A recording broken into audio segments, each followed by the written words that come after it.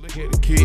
Count up some millions and take some more drugs. Just stuck in my memory, they weren't showing love. Ain't matching my fly, but you know you a dub. Just started this wave and then you was a... Round of applause for my mother supporters. Welcome to another episode. What's up there, podcast? You know I'm the biggest homie. You dealing with Big Loon. I want to say welcome and thank you to all my supporters, my listeners, all the new people I'm getting every day, man. It's just a beautiful thing for people to be on this journey with me. I go by the name of Big Loon, FOGFO Looney on Instagram. This podcast right now you're listening to, It's Up There podcast, one of the leading voices in the culture. I must be clear about that because you got to identify your attributes, right? If you're in a situation or a system that won't allow for the cream to rise to the top, right? You got to fight for your position, right? It's almost like a fumbled ball. The next bag is a fumbled ball in this game. If you're a rapper, podcaster, whatever you are, entrepreneur, if you bidding on contracts to do floors for apartments, if you bidding on contracts to do lawn care for apartments and duplexes and buildings and commercial real estate, you understand that sometimes when a job is open, it's a bunch of people diving for that ball. So you got to be diligent in your approach and identify your attributes. So let's put that to the side. It's Up There podcast has a space in the culture that I just think at this point is becoming undeniable. You know, we got to deal with the people stealing our talking points. We got to deal with people trying to incorporate things that we do and say in a roundabout way. Right? Interesting, right? Nonetheless, we just feel great to be here. If you're listening audio wise and you want to see the video every week that drops on the same day as the audio, the only place to do that is patreon.com. It's Up There podcast. Right? That's number one. Number two, if you are on the audio adventure with me right now, just hit like, hit share, hit subscribe, hit all that old shit you hear me say, because it's important that we playing a numbers game now. We've now entered the pros. Round of applause for us entering the pros. We're now alongside some of the biggest names in the game. It's now up to us, right? So when I say that, I mean that. And so the content got to be potent, and it will be. The conversations that we have over here are enjoyable for the culture, right? We got to do a better job at sending people the way to enjoy the entire audio adventure, right? So they can understand. I just don't, I have 10 shows in this one podcast. I give you a little motivation game. I give you some entertainment in there. There's some information in there. Like I'm telling you, it's unique what this is, man. And they're letting me know this. This isn't something that I come up with, right? The market is letting me know this. So we'll get into the show. This week has been really crazy for me, man. I think as I'm growing in this space, I'm cognizant that you can go get all the love from everybody and get no business done. So I'm constantly trying to get business done while some of the biggest names in the game are letting me know that I'm next or whatever that means, right? So last week podcast, I had listened to DJ Akademiks go on Joe Budden's podcast. It's like, I think they did about 5-6 hours of content together, right? Some on Akademiks, some on Joe. And I noticed that some of my talking points was coming up, right? Some of the things that I may have said in a way, and this is all documented, and we're working on getting a mashup of all the clips that we're speaking and making reference to make sure that we're not just saying that you guys can see it and judge it for yourself. But a lot of things I was saying didn't pop up in the first part, I don't believe. My talking points really came out in those last couple of parts that I viewed. And so my fans went to tagging me and tagging Akademiks and under their posts like, yo, man, come on, bro. Somebody said that's Loon you talking about, right? So what I'm explaining is Akademiks went on Joe Budden's podcast, and instead of saying It's Up There podcast, Loon said this point or made a point of this, like say the point of you should have intervened. Yo, it's up there podcast. Loon said that you should have intervened and got in between the Rory and Maul thing. He would just say, some people say, or somebody said, right? And for me, that's extremely offensive and it's devastating because these dudes know what they do. They want to stifle young people that's coming up in this game. But me, bro, I'm dealing with enough information. I go around these dudes. And my first initial reaction, I was extremely upset. I'm like, yo, this dude, you know, I'm a street bro. Yo, you playing with this? Like, of course I ain't gonna let them put me in the trick bag. I got corporate backing, bro. I'm in the race now. It's over. It's nothing for us to do any violence about it unless you in my face doing something unacceptable. But ain't nobody doing nothing stupid about nothing, right? Even though, depending on who you ask, this is a very interesting conversation. I'm getting calls from around the industry. Dudes hitting me like, yo, man, what's so this dude, this somebody said, bro? Everybody know that's you. Everybody in the industry, they're starting to know who you is, bro. We know you kicked this shit here. This is your shit. You know, and I'm like, you know what? Let me take a look at that. Right? So I go looking, you know, I'm like, this dude's an L7, man. He ain't got no business pushing up in my boy. You dig what I'm saying? Why would he? But they think that I'm a street dude that won't figure it out. They think I'm a street dude. I don't know why they think that when you see the level of money I done invested. Don't it seem like I might know what I'm doing? Don't it seem like you dealing with a motherfucker that got some ingredients? You ain't playing with no fool. So again, for whatever reason, they think he won't blow up. He just is gonna stay kind of in a place where they can steal from the young creator. And I got to thinking, yo, my uncle told me, say a drowning man will reach for straws. I said, man, look at him over there. Look at him over there trying to keep his numbers up. And he doing damn near anything. I'll bring a snitch on here, a YouTube. I'll bring anybody through here to try to, you feel me, man? I'm just trying to get these numbers to get another contract. So he ain't playing the game I'm playing. He ain't saying, yo, my work good. Don't matter where it land that it's going to sell. He's saying, I got to play the game of, see, because when you pay attention to how he went to how DJ Akademiks went to the Joe Budden interviews, he went with a whole bunch of other people's talking points, right? He went with Spotify from an executive standpoint, from when he left and them spending $1 billion. That was all from Spotify. He's been prepped. Someone from Spotify has explained to him, this is our position. We expanded the market. We didn't spend $1 billion to replace, right? So he's coming with that. That's Spotify. Boom. So those talking points. He got some talking points from Andrew Schultz. Some of that Andrew Schultz, because Schultz is a wizard as well. But Schultz can dissect him. And I'm going to put them two in the same building, and I'm going to be at the helm of it, and we'll have a great conversation. But Schultz probably gave him some information, or some, I ain't going to say information like hey, tell me what to say, but he's having conversations with people and listening and doing research about Joe Budden and himself, and he's getting his talking points based on what's being said. So it wasn't just me that he took it from. He took some of Andrew Schultz's talking points. He took Spotify talking points. He took Complex, some of them employees from Complex. Well, people over there said that he went there to represent everything that people have dumped into him about Joe Budden over the past couple of years. So it wasn't personal. And that's when I said, oh, okay. It ain't that he's, following Loon to take his game or see, this is the part that they would say, man, nobody's, that's not what I'm saying. I'm not saying that he's following every little thing and taking every little thing I'm doing. But this particular subject matter, he came to Joe Budden in rare form because he was equipped with everyone else's talking points. That's why you didn't hear a rebut when if he's dealing with, if Joe Budden is sitting next to me saying some of that conversation goes much deeper. It's a very surface level because someone said, not I said. And as a creator, even if you steal an idea, that's a weird thing that happens that won't allow you to say it with conviction. You gotta some kind of way get it out, but it's almost like like vomit. You gonna get it out, but it's gonna be like somebody said you had to get that out because you can't claim it as yours if you're a creator in your mind, in your heart, right? It just feels nasty.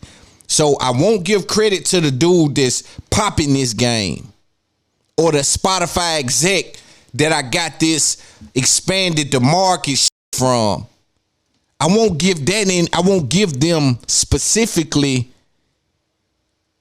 any recognition, but I also can't claim it as myself. So I got to say somebody said just to get it out. It's a weird thing. All the creators know what I'm talking about. You can't just, you feel me? You can't do it like that. It won't allow you to and do it with any conviction. Another thing I want to point out about the DJ Akademiks and Joe Budden's run in, you know, the rendezvous, you know, the marriage of two creators coming together for the greater cause to make some sort of content for the coach. I guess since no one else has said, I'll be the one to say it. DJ Akademiks hates Joe Budden. Round of applause for DJ Akademiks going on Joe Budden podcast knowing he hates him. There's no way in the world that you're going to tell me that this little dude don't hate Joe Budden. Now, hate may be a strong word. I use it very loosely, but there's some disdain for Joe Budden in DJ Akademiks' heart. In some weird way, DJ Akademiks, he's been able to see, because y'all don't want to play with me. I know your business model. I was telling someone the other day, yo, I know how these dudes got famous, not why they're famous. I know how they got famous. I deal with them differently. All of them. That's why those that I champion from a different perspective than a fan. I look up to some of these dudes because I know what went into the hot dog. I watched it. You see everything I talk about. Don't you know my perspective is different? How many more times I gotta say something fire for you to understand that I am who I am? How many times I gotta put it in a way that you never heard before for you to say I'm kicking major flavor? This is who I am. So I've watched you dudes. I know why you dudes are who you are. I know how you got famous. X been able to regurgitate information all the way up to the top. Right? But he doesn't understand you can't take that game in the podcast, and this is a different dance. In a weird way, DJ Akademiks thinks that, yo, you blew up my show on Complex, I blew up your show, Joe Budden podcast with Rory now. He feels that. He feels in a weird way that he is as powerful enough to end that podcast. Now, listen, he contributed to the ending of that podcast, but it was negligence at Joe Budden's part on so many facets. So it wasn't just you that done that, and it wasn't you by itself. So again, you are misrepresenting your position in that. Even if you go back, Joe Budden told Ak he loved him. He never said it back. He told him that a lot, and I know that doesn't mean nothing, but ask yourself who Joe Budden says he loved. He says he hates everything, but I love Ak. I think Ak understands that Joe Budden only views him that way because he is powerful in the market. Even if that's not the case, I believe he feels that. But because you don't care for me, come on my show, tell my co-host that I'm going to f them, they better be prepared in front of me. You tell the people in front of me that I'm not LeBron, I'm Jackie Robinson, I'm not this, I'm not that, right? And this isn't, you know, listen, it's just me identifying what's happening. So then I asked myself, yo, Loon, it ain't, even though he took your talking points, and we're going to definitely bring that to the light, he went over there to bomb on Joe. So he went with all the intel from all the other motherfuckers, and he went over there to bomb on Joe. Joe is over there arguing the Ak about being a creator. I think Joe Budden is an immense talent in this space. I think he does it better than a large percentage of people that gets in front of this mic. What I do also believe, though, the market is catching up with Joe Budden. right? You got people like me now emerging, and you say what you want. There's a conversation to be had about my ability to do this, right? And so for me, I understand the marketplace and the value of these people as they enter into the next generation and the next phase of this business, right? So Joe is a talent. I do think that he has an issue with understanding what he has to do with his celebrity. In my opinion, Joe Budden should be at the helm of every show over there, because I'm watching how everyone's playing this network game. I'm not playing that game right now, right? I see who's getting the money. Now, there's two different ways to go about it. That's a different conversation. We'll get to that.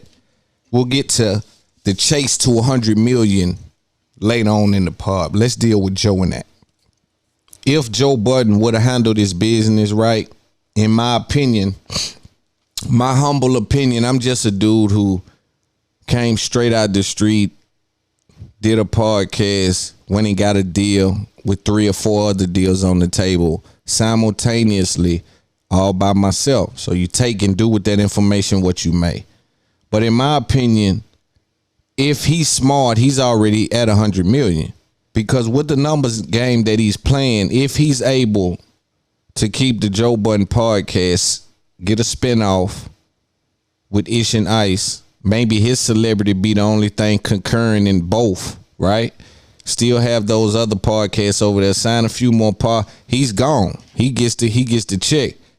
But he allowed things to kind of go awry over there. And I think akademiks doesn't respect him as a businessman because of the things that's being said to him, right? See, Joe keep going talking to Ak about his experience with Ak. Like, how did I do you, and how were we, and we. Ak is telling him his experience or his observation of Joe. Not his experience, my observation of what's happening, and is heavily influenced by outside entities. Me being one of those entities. Andrew Schultz being another. The people at Complex, Nadeska, people at Spotify. Like, yo, if I'm Joe Budden, me and Ak's not cool. Period. Especially with you coming over here to bomb on me. I would have peeped that in the moment. Oh, shit, he's bombing on me. Like, he came here with all of this information from everyone else. But the relationship went awry when Joe Budden left Complex in the way he did, right?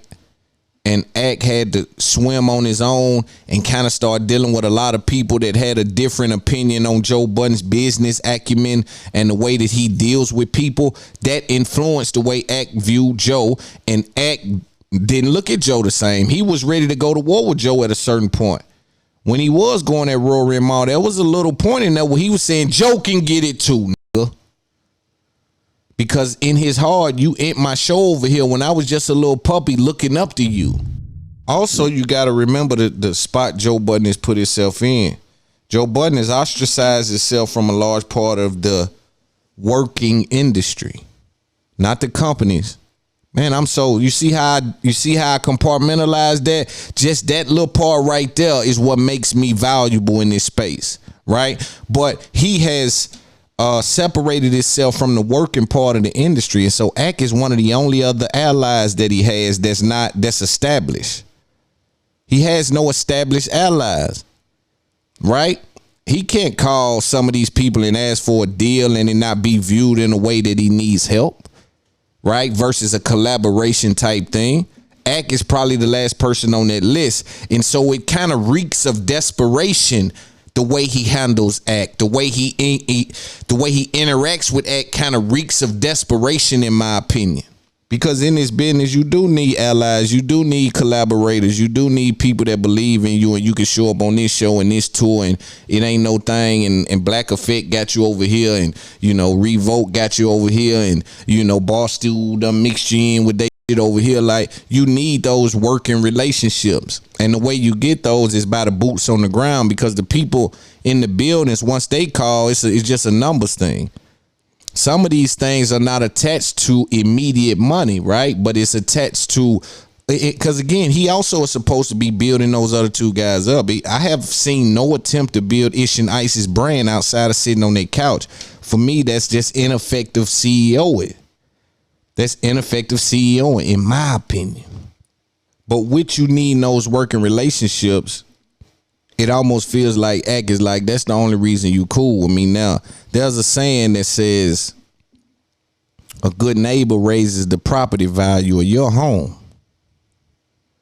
And so you find yourself when you deal with this content creation world. That's another reason why Full Sin Podcast has its nose in black people business. Because when I come put a little Durk on my podcast, it's like he raises my property value. It's like putting his house on my block. It raises my property value. So they willing to go to the crevices of the world to raise their property value, but it ain't no love or respect or no relationship involved in that. And I think we can be more effective with each other. Yo, build one of us up to get that 60 from one of us. Let's create the environment, because they ain't gonna do nothing but keep getting involved with things they shouldn't be involved with, dog. And let me say this, Steve will do it. You lucky Brandon Marshall hit me and I was asleep. But I would have been on that Zoom. I got a lot of questions as to what the you was thinking. I got a lot of questions. I know I speak for Durk. I speak for this culture. I know what I speak on. I know I can direct questions to you to get some things out of you that allow me to understand your thinking. Anytime it's up there podcast, Revolt, come holler at me. We got a lot to talk about. For me, I'm just interested in the thinking of a man, of a white boy that'll put his nose in black people business. I ain't telling you who to interview, dog. That wasn't the interview. And see, they can't dance around me with these words. And guess what? Loon is effective in the market. I talk about what I want to talk about. These podcast dudes can't hurt me. My business acumen is in place. My relationships are secured. They support me. I offer something to the game that's not being offered, and I do clean business. Not an issue. We arrive early and we leave late. The misunderstanding of what we provide on this side has me in shambles. I'm not sure if they're aware or not, but there's no one they can talk to that I can't talk to. There's not a conversation that can be had that I cannot have. So I don't speak on behalf of anyone, and I don't speak to align myself with anyone else's interest or participate in anyone else's alliance that's not organic. I speak about the culture and I give information and entertainment simultaneously, which makes my value in the market immense. I have a very, very big upside. I say that to say, I say it all the time, a blade ain't worried about another blade. It's the grass that's in trouble. These dudes don't bother me. I can say what I want because I articulate well and I'm not offending anyone from a racist standpoint or anything like that. I'm speaking on behalf of, right? And I'm clarifying the accommodations that need to be made when dealing with our culture. I think you put your nose in black folk business, and then when we come snooping around over there, we don't get no calls back. No calls back. We reach out to some of the big white stars. We don't get a call back. I don't see when Taylor Swift got an album coming out, I don't see her coming to sit with $1 million worth of game. I don't see the Twitter CEO coming to sit on this up there podcast. We about to change that. They want us to sit over here and talk about rapping bullshit, right? But they allow motherfuckers like Full Sin to go from shit to sugar. They talk about this and then they have Donald Trump. We got to do better in our space, bro. But I get it. I'll figure it out. I'll be a fool to tell a dude who to interview, to tell a Full Sin or any other podcast or show who to interview. I'm uninterested in who you're speaking with. The actions outside of the show indicates where your heart lies. I understand business is business. But when you put your nose in black folk business and you start to deal with death and you start to deal with this, and everybody know Tekashi's MO. Everybody know what that's like. Right here, burner relay. Don't care about no relationship. He grabbing for straws. Y'all playing with my culture. And I want to be really upset about it, but I know I can't call Durk and say, yo, come get on this Up There podcast. I want to put some game down about that. We need to speak about that. It's supposed to be that easy. I'm valuable just as Full Sin is valuable. And that's the only reason I can't really speak with the conviction that I want to speak with.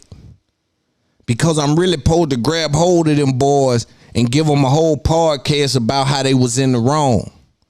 I'm supposed to grab hold to them, but the culture don't put me in a position to be able to talk, because they going to say, why Durk ain't been on your shit? They going to ask me that. And I'm a real what I'm going to say. What I'm going to tell them white boys when they say Durk came now shit, why he ain't been on your shit, and you the nigga that's hooping and hollering and kicking and screaming about the boundaries that should be in place when dealing with it. Tell me that. I can't explain it to you, nigga. I just can say I'm rich, nigga, when it done it myself. Every time they ask me about why Loon, why them I done when it got rich off this shit. I gotta keep pulling to that. Because I know my people ain't gonna understand it, because it ain't no understanding. You see what I'm saying? For me, bro, I'm effective enough and I can articulate well enough to be able to break that down and understand that, like, yo, these dudes are showing you. And again, I don't think it's personal. I don't think it's a personal thing. They doing business. The exclusivity attached to that little Durk interview is what blew that up the way it did. Had Durk never been around them, there's two mistakes made. Had Durk never been on that show, it would have hit that way, right, when he came out. Number two, had he grabbed that little dude, created an LLC for the young man, boxed his thing up as likeness, and paid for ownership of that to where that couldn't even be a thing, right? I think that may have put some red tape around it as well. The little dude was nervous. He was scared, as I said. But the fact that he was entertained, it speaks to his financial situation. You know, I know he's in a vulnerable situation to even want to look like somebody. See, you got to even deal with a nigga that'll do that. A nigga that'll run around looking like another person, man. It's only but a little bit of really confidence you can put in a nigga that want to look just like another nigga. And wad, like it's cool. Yeah, I'm perky, yo. That's a thing now. You got to really examine who you dealing with. I keep telling, it's all cool because it's on the internet. When you pull some of this shit off the internet and really look at it like this is a grown adult, right? Or this is if he's not grown, this is a person. This is a man, the boy, whatever he is, that wants to look like this dude and really embraces that identity crisis, right? And so how much faith can you really put in that? You know? And so if you financially embarrassed and they talking about 7,500, you know what I'm saying? You might, man, let me get down there and see what they saying. And what they saying? And then it just happened like that, you know? But I just think that Full Sin needs to keep his nose out of black folk business. And also, we need some questions. I got some questions about some things that I need to run across your desk.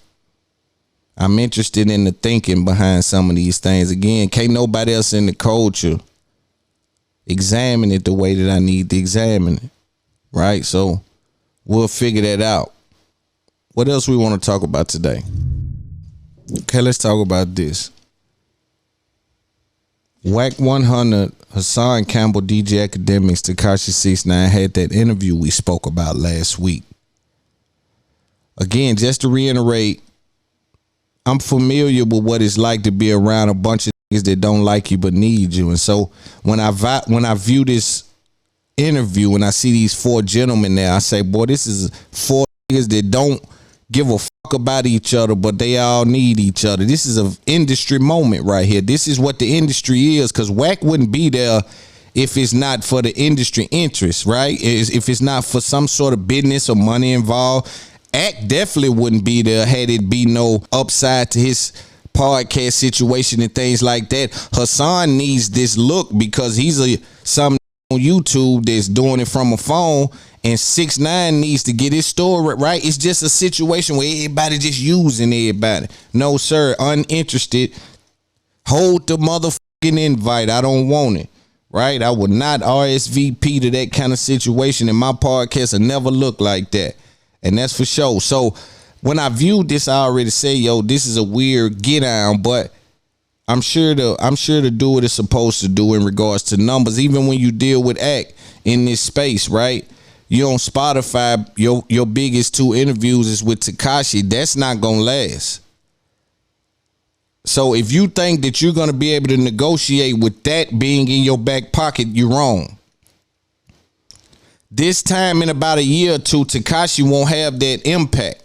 Period. He won't have that impact to create those little moments where you're able to cheat the system and run some numbers up really quick. You're going to have to depend on your ability to sit down, speak to people, and it become interesting.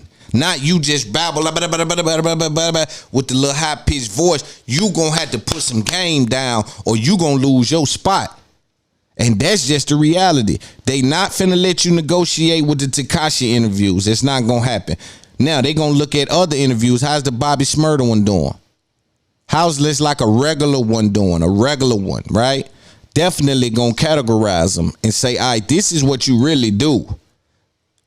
Right? If you're not reaching for the clickbaity shit, you just on this level.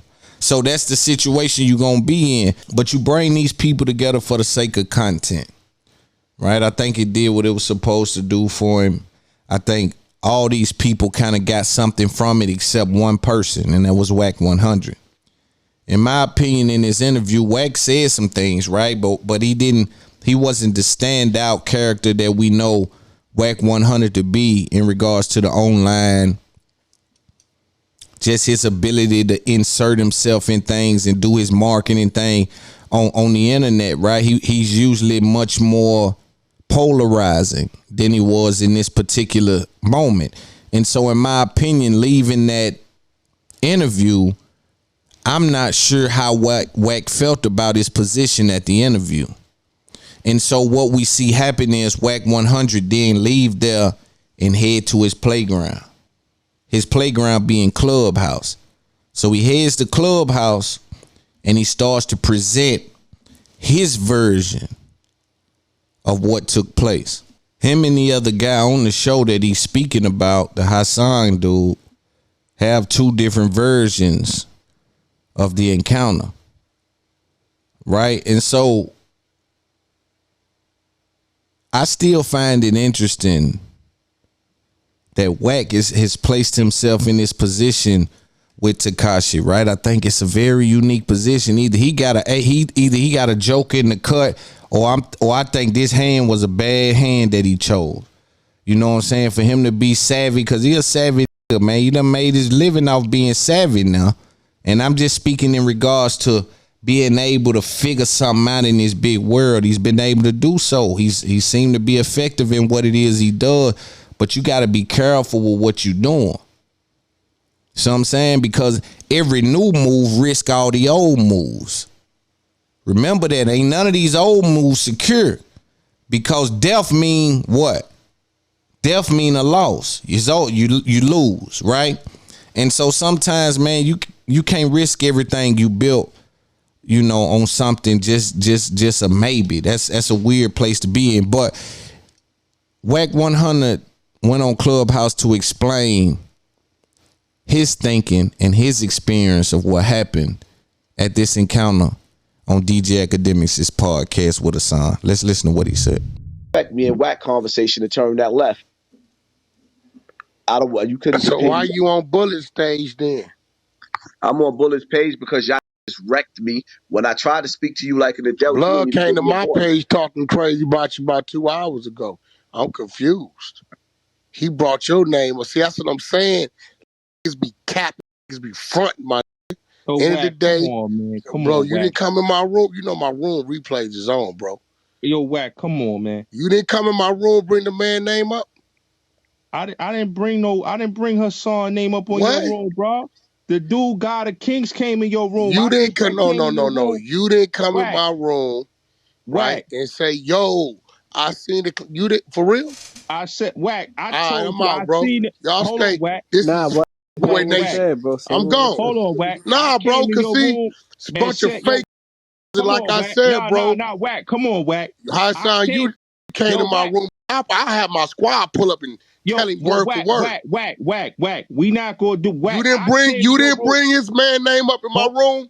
oh, Wack, Wack. I know what I said in your room, Wack. And I said, Wack, in your room when I was on your stage. I said, Wack, when Tekashi said that about male murder sleeping on the floor, that's what I said to you, Wack. I said that's gonna cause a lot of shit. I didn't say nothing about how it's on your floor, Wack. Okay, I know what I said, Wack. And you asked me about what God of Kings said about you and Corey King paperwork, and he said that you gave me money for Corey King paperwork, Wack. I know what I said. I ain't been in your room all day, Wack. I just came in your room that night.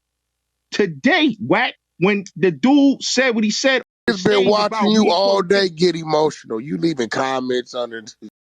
Oh, Knows best. But when I die, the mainstream media might not put me out there, but the streets is gonna go berserk. Watch and see. Watch Mm-hmm. and see. Like, look at the energy on the internet with the people talking about me. The mainstream is trying to ignore me. There was a reason why Tekashi and him brought me to that table. Everything I said about him behind his back, I said to that table.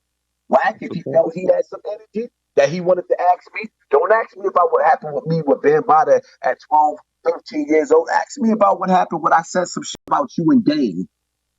Why you didn't ask me about why you didn't, if you was pressing me, why you didn't ask me about all the videos I made about you and Game before I saw you? So I could have sat back and said, hey, this is what it was. So I'm asking you, yes or no. Is Tekashi a rat? Yeah, you're a rat. But I wasn't supposed to say that. And that was the whole key. I was supposed to be intimidated. Mm-hmm. The reality of it is, I don't give a what nobody say. Knew that if it went up at that in that room, akademiks wouldn't have had a career no more. Tekashi wouldn't have had a career no more, and half of us would have been in jail forever. I am not Meek Mills. And I don't know what the agenda is, but he got to realize something. I'm gonna be me regardless. I don't even have to make 1,000 videos, even though it's getting to the point to where that there's so many videos being spread where you're trying to water down or destroy your reputation. You see what I'm saying? Oh, the press me, y'all press me. What? Where? Like why? My narrative ain't gonna change, man. When I seen that man, I seen white teeth. That's all I can remember was those white teeth.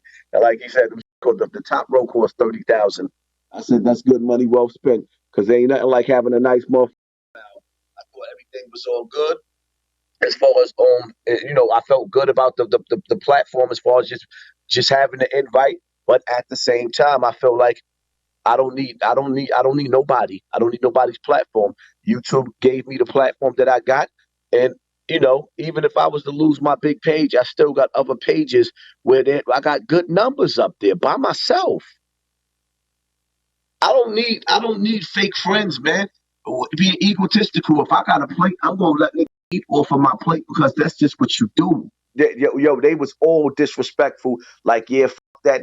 Yeah, I pressed that. Like, no, you didn't. He was telling us he pressed me. Like, no, you didn't. It was all. So with me listening to that, I already heard everybody was hitting me like, yo, how's this a fucking snake?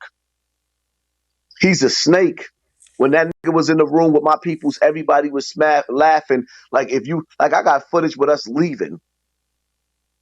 This shit, I'm not Hocus. This shit, I'll tell you behind the scenes. This shit I haven't said yet. Just keeping my loyalty and not trying to break. Tekashi, man, this shit that I seen that I ain't even saying, and I'm gonna leave it as that. Just came in my lane. I didn't come in Wack lane. He came in my lane, sought me out. Act like he was Team Hassan Campbell. But one thing I realized too, Hocus, before the day before Thursday, he had a clubhouse. was talking about me in that clubhouse. So I came in the room.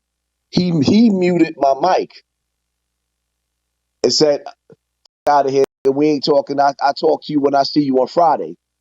So that confused me. I was like, why would he do that? Like his energy felt off that Thursday before that Friday night. His energy was off. We canceled Friday. We did it on Saturday. But I kept thinking to myself, like, yo, why Wack sounded like that? So then when I seen him, when we first walked in, I got audio. Then we got audio of it. Yo, what's up? You muted me on your Clubhouse? He was like, I didn't see you on Clubhouse. I said, yes, you did. You acknowledged me and you told me I see you on Friday. When I was sitting there, when you see Wack, it was all fucking smiles, man. And we spoke before we sat at the table. So I told him, I said, I understand you're gonna say you want to say certain things or whatever because of the conversation. I know it's somewhat entertainment too because I seen what you did to Gillie. So I know I'm gonna let you come a little bit raw. But as far as him saying, never once did he say you got fucked in the ass by Bam. That's not the way he said that. He said, if we hear you with the aggression, why you didn't do nothing to Bam? It's not the conversation that he had. The nigga conversation like he in the world. But when you can sit up there and you can act cool like that, when you face to face, all you telling me is that you fucking pussy without your crew. Because who you thought you was, who I thought you wasn't really that. That's fake. I would have never got up on this internet after sitting up there thinking we was cool and this, that, man. I'm not doing that. If I fuck with you, I really, really fuck with you. That nigga came off of that platform. Yeah, why would Hassan Campbell? Like, nigga, you the fakest nigga in the world. You got a nigga sitting in jail. Matter of fact, I should get the nigga Ish Kids and put the nigga kids on the internet. Tekashi knew that man kids. I wasn't supposed to be real enough to ask him that question. That question was not supposed to slip past. So now I deflect and make me look a certain type of way. Tekashi answered it. No, I don't respect the answer, but I gotta respect him standing his square. I don't want to f nobody's life up and take away from their kids. That's not me. I'm never going to co-sign that. I'm never going to back that. 5.0. So what you're listening to is after the interview, Wack 100 went on Clubhouse and kind of said some things about how he felt. Again, Hassan is being tagged to this spot like, yo, man, he talking crazy about you because he said that he asked you a few different things. He asked you about you being molested, and he said you was a buster and marked you out and all of that. And so Hassan is saying, yo, he was smiling at me. What's that about? Let's listen to a little more. Can you help me? Can you, he called me and told me he needs some financial help. Can you do that? Because if I come asking somebody, I got to be something to this man. And if the man disrespect this man in front of me, I got to react. Now, I don't know if you looking at this or not. That finna catch the blues in that jailhouse behind that. So I don't know if you gave that any thought. Well, I'm going to tell you like this, right? For me, there's a flip side to that. Me being a man, right? When you said to me, I got to ask you this because Clubhouse ain't going to let me get away with asking this question. No, we're talking about the issue, bro. So you running. Well, hold up.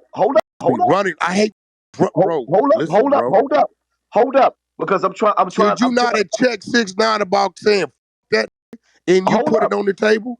You don't think you should have asked me that question behind the scene, but I can't ask 6ix9ine a question? Like, you can ask what you want to ask.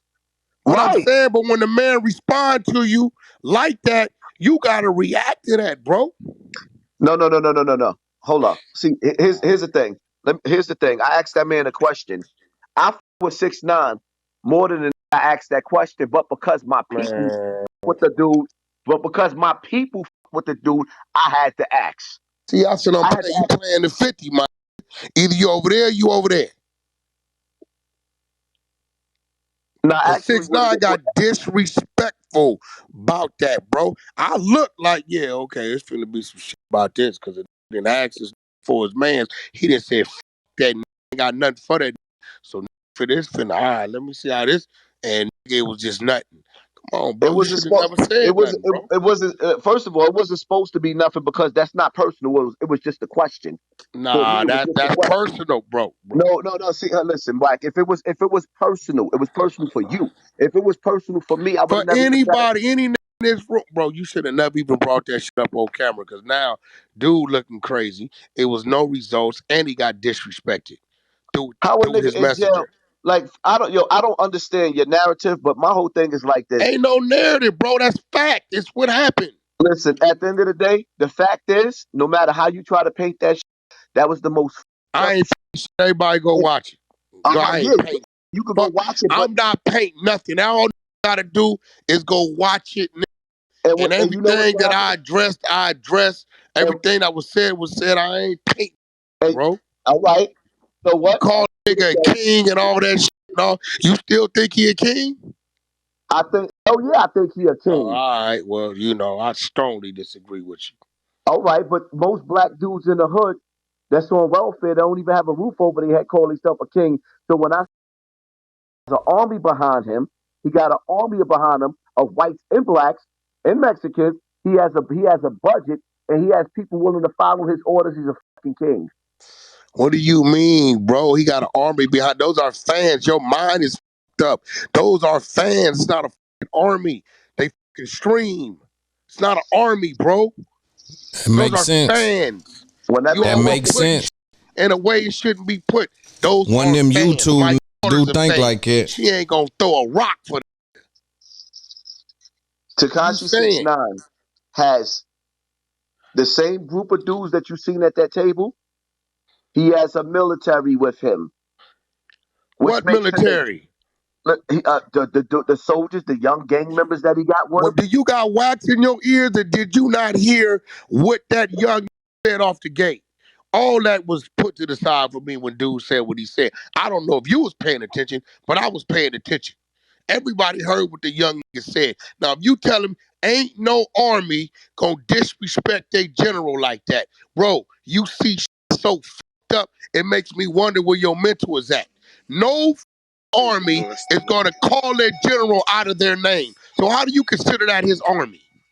Listen, man, I don't understand how you see things, but I know how I see things. Ask the room. They know what I'm talking about. Am I right or wrong? Hey, Spoke Fifth, you posted this shit on your page. Ain't no army that respect their general that's following them gonna call them that shit, bro. At all. And he a rat. I mean, that's what it is. So how do you saying you seen? No, I seen and I heard. So if you heard what I heard, how are you looking at that as that? Where your mind at? There's a bottom line to it is I got like my perception and how I see things. I don't expect you to see it the same way. Everything is business. Yeah, you're right. You're right. Everything is business. Everything is business. Hey, bro, I'm just keeping it real, man. You keep saying how you see him as a king, and that, bro, that's not that. Because if that was that, dude wouldn't have said what he said, bro. At the end of the day, anything and everything I said, I stood on. I didn't feel like I was obligated to do anything to Tekashi 6ix9ine behind a nigga I never even met before. Then you shouldn't have said nothing like this. Like, here go the cleanup. That's that buster shit, bro. Now you play in the middle. I'll go 6ix9ine, the homie, call my phone. He got my number. Saying his kid's doing bad, you told on him, my nigga. He needs you to look out for him. Best believe if the right shit don't come out, it's a problem. Or I'm not going to address it. Straight up, homie. Listen, you talking about all this so rah-rah you do. Keep it rah-rah A to Z, not A to P, bro. All 26 alphabet, bro. You get the perception like you all the way go, that's it. I don't think that's the case with you. I think in certain situations that what it may be, but you ain't on that, nigga. So you need to come down off that and just say, hey, on some real shit. Me sitting at the table with you, blood, for sure. It would have been a real exciting episode. I'm socking out, blood. I don't give a what the odds is, and whatever it's gonna be after that, it's gonna be. Like I asked you about why you didn't handle your business with this nigga that molested you, bro. And I asked you, even told you, you mean what? You ain't seen him? What, you seen him? You didn't do nothing, bro. You should have said whatever. I still don't know what the you said about me and my brother. But you should have said it when I was right there, bro. First of all, because I don't know what they saying you said. Any videos, any topics that I ever did, the Clubhouse already told you about it. Now nigga, on my mama, ain't nobody never told me about it. You think too highly of yourself, bro. Ain't nobody ever came and told me, hey, bro, you done been on my flow 4 or 5 times. Every nigga on this flow know if I'd have thought you said something about me, I'd have been addressed you when you popped up in my room. Bullets. Am I right or wrong? Come off the mic. If I thought that said something about me coming to my rooms, I wouldn't have got anything about it. Yeah, I'm not saying you wouldn't. It would have been a fake. You never said one word. Bro, you have never said one word disrespect. Tell me, Game know I done made videos about him. Game that said slick. You don't know who the fuck you is, bro. Game that said slick shit about Game don't even watch my page. Damn, Bg U that said slick shit about Bg U that said slick shit about me. What Bg U got to do? That's a rolling 60. That got to do with Wack. Yo, but Wack. Then shut your ass up. I ain't talking to you. What that got to do with me? Yo, Wack, this don't mean. Nah, f all that. What Bg U got to do with me? You dancing. Hey, blood, what did you say about me? Say it. Ain't nobody came up here to beef. What did you say about me, my nigga? Ain't nobody came up here to beef. Hey, look, f all that, blog. You be quiet. You been pulled up on. You need to bick it. What did you say about me, bro? Because this got me hot. Go watch the video. You're not going to disrespect. Hey, bro. Watch the video, though, my nigga. Be a man, huh? Wack, you ain't got to disrespect nobody else. I'm saying go watch the video. I do topics the same way y'all do topics. Your room have no respect 2 years for me. ago. Yeah, 2 years ago. So you just talking. All right, cool. I do topics. All right, you win. Now I see why you scared to come west. I get it now. I would have came west. That came out your mouth. Boy, you didn't say that? You didn't say that? I did not tell you I'm scared to come west. Well, since it's game, Wack and Bg U, bring your on out here. Yo, come on. Wack, it ain't even like that. Bring your on out here. And know this, every podcast out here is Crips and Bloods working in there. We gonna know who coming. Everyone, bring your since you that tough, bring your I'm telling you, bring your on out here, bro. First of all, I'm gonna leave it like that. You put words in my mouth, but the reality of it is no, you won't say it, man. Listen, man. I just said it. Wack, game, Bg U. That's a great combination of we all bring out here, bro. Everything was good. Bring out here. I dare you to. Come on out here. You're right. I'll be back in New York. No problem with me. So now you sit bring your out here. So now I'm telling you, if I find something where you disrespect the game, what's the Wack? Bg U gonna handle his own. If you on this radar, that's another issue you got because that's 10 times me. That's on you, right? But if I find something, dog, that you disrespect the game with Nipsey, I'm gonna take that personal me because that's his friend, bro. So now, Bg U 10 times you hot. That's not what you were saying. What you're saying to me on the phone. What you mean, my Bg U is definitely 10 times. Hey, listen. Hey, listen, bro. That's my brother for one, and I don't have no problem giving they props. He 10 years my elder, right? He's 10 years my elder. He's a part of multiple organizations, one being the NOI, right? That's a whole nother monster in itself, right? His neighborhood and the ties to his neighborhood is by the thousands. Yeah, you give a man his props. If that's what he is, that's what he is. I live in the real world, man. That don't take nothing from me. That's I just left your world seeing you face to face. What? I just left your world seeing you face to face. Nah, no, you didn't. No, you didn't. You saw one nigga from LA in New York. But you didn't say none of this, though. You didn't say none of this. You did not say, hey, because I still don't know what you said, but how the flow is talking, you said some disrespectful shit. You never said nothing. Like you addressed 6ix9ine, you should address me, bro, about whatever issues you thought you had. I didn't have a problem with you today. Nah, bro. Nah, but that ain't what they saying. They saying this you said, bro. Yo, but I'm not gonna get my blood pressure up. Argue with Hassan it. never Get nothing up, dog. Wack. Don't even worry about it. Don't worry about it. We deal with it. I ain't tripping. I ain't tripping either, nigga, but I ain't scared of nobody. Don't trip then. Don't trip. Bring your scary ass out here. Then. Now I'm scary, but I just faced your ass. Now I'm scary. You saw me on the East Coast. Dolo. Oh, okay, right. So you only tough on the West Coast. Dolo. You only tough on the West Coast. No, hey, Dolo. I was 15 deep. Don't get it up. I wasn't moving around that motherfucker jitters at all. I was talking the same I always been. Nigga, was no reason. I asked you about your dark side, but you didn't mention nothing to me that you had on your mind, my. I was on your coast. I asked you about you getting fucked. You ain't tell me about nothing. I bet you'll never say that like you saying it in my face. Nigga, when I see you, we gonna get private on Palm Road. Don't worry about it. Never talk to me. The way you talking on this internet, you will never fucking talk to me. I called you marks, weirdos, and all kind of shit right at that table. Slaters, right? What I'm talking about, y'all go watch it. Everything you said at that table, you said with a smile on your face. I don't give a fuck how I say it. No, that's some weirdo ass shit. That's some mark. I said it. Why you ain't get out on it? You talking about putting in all this work. Why you putting in work on it that molested you? I said it. When you say, all right, so let me make that clear, right? When you say, bro, you nigga, you didn't talk behind my back. Hey, hope you knew this talk behind my back. Ain't no way this is solid, bro. Think you talking to me? This solid, bro. This nigga not solid, bro. You ain't solid. You didn't talk behind my back. I said it in your face. He said he ain't talk behind your back. Y'all right here. Nah, bro, they telling me it's videos, bro. They ain't gonna lie to me, bro.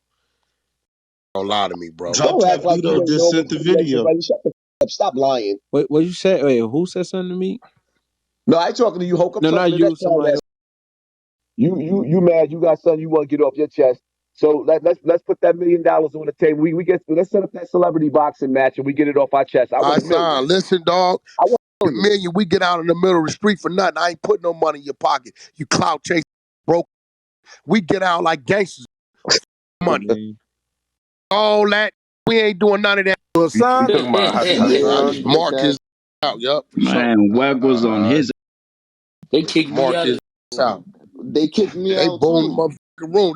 Fucking boomed the room. Bullets boomed the room. We boomed the room. Bullets boomed the room. They said Wack. They said Wack did a video on. I said, what? He said, yeah, he was talking about you and gay. I said, you said something about me and my brother? So you got to be careful. You got to be careful when you deal with this industry. That's what I'm saying, mixing and blending. Now, round of applause for Wack, because what he was doing, it was changing people's mind about that interview. That's effective. You know, when he came through and did what he did right there, you see how he was, kind of on him, letting him know how he feel about him. But you got to be careful as a street nigga, the rooms you enter, because the rooms you enter dictate your outcome. Some rooms you enter, it don't matter what you do. The only exit is a failure to get out of here. You see what I'm saying? So you got to be careful even what you involve yourself in. Knowing the difference between win and win not, that's an art. It's a motherfucking specialty. And failure to do so can also be a problem. So Wack does that, and then Hassan Campbell responds.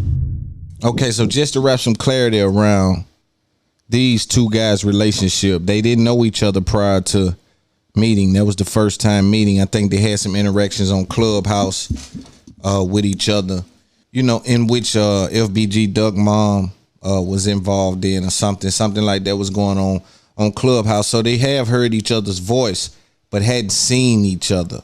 Hassan Campbell makes his living online just kind of talking about things from a perspective of like super thug. I don't listen to him. I've reached out to him before to do an interview. He said he would do it, but we haven't got it done. I'm not interested in the interview at this point. I've seen enough, right? But Wack 100, in my opinion, Wack 100's approach was to, like I said, kind of claim position. Like, that's all it could have been. The interview was over. He could have moved past it, but I think something must have felt the way to him and he wanted to speak on it. So they asked him how the interview was, and according to Akademiks, he spent it, right? Because I wasn't there, but Ak says that he's misrepresenting what happened at the interview. Now, this is where things get slippery, because you playing with a YouTube guy. These YouTube guys, all of them, it's like the YouTube dudes is worse than the politicians, man. Them YouTube dudes, they down there in the slimes, man. They down there in the slums. They outing people. They dropping addresses. Like, if you get involved with them YouTube dudes, it's a different game. And Wack, I don't think Wack really understood he had a YouTube dude on his line.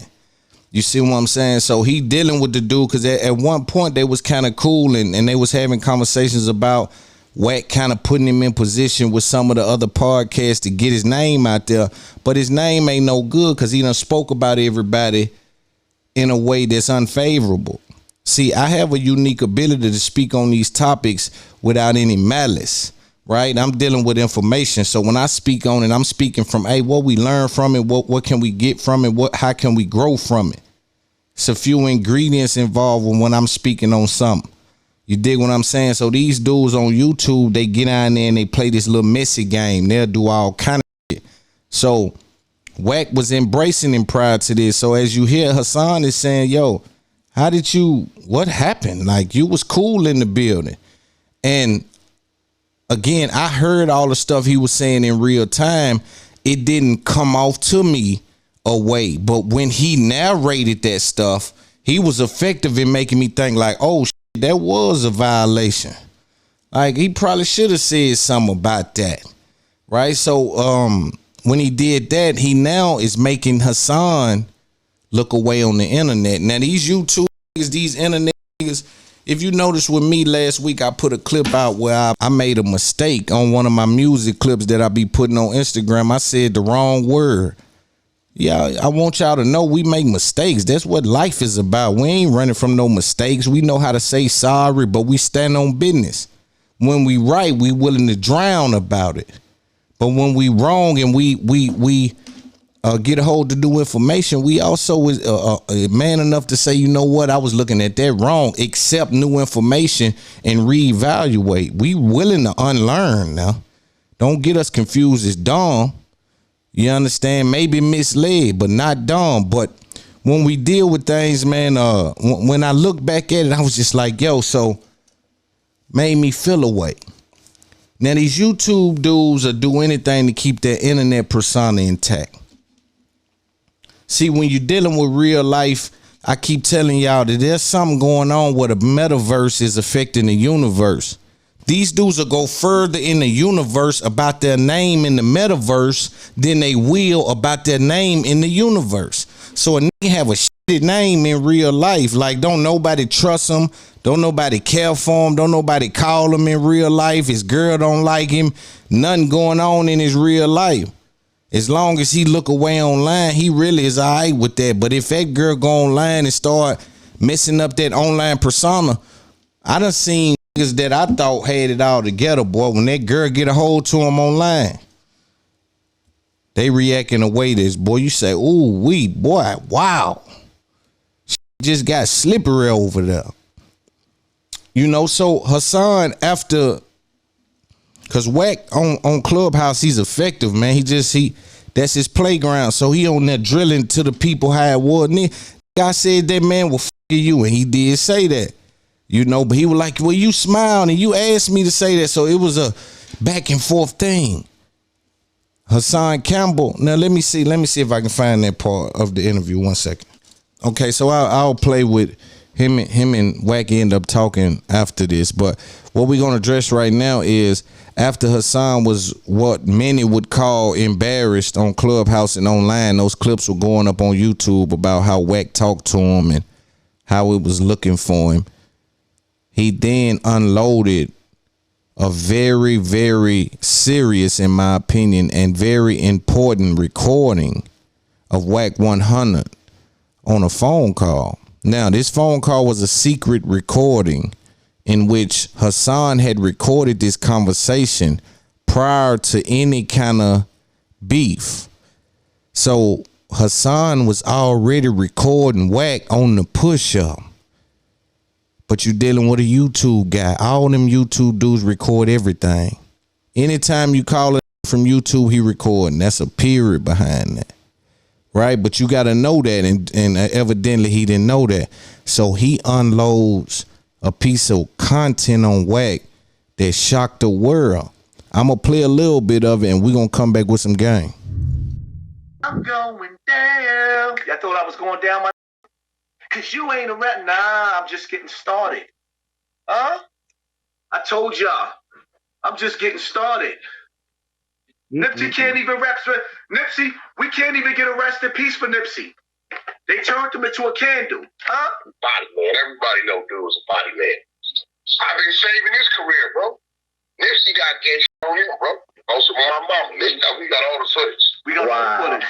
Yeah. Nope, we ain't playing no more. We got all the footage. Y'all been scheming on Nipsey the whole time. Why do you have footage of Nipsey Hussle having sex with somebody? Why do you have that footage? Why did you have that footage of Oscar De La Hoya?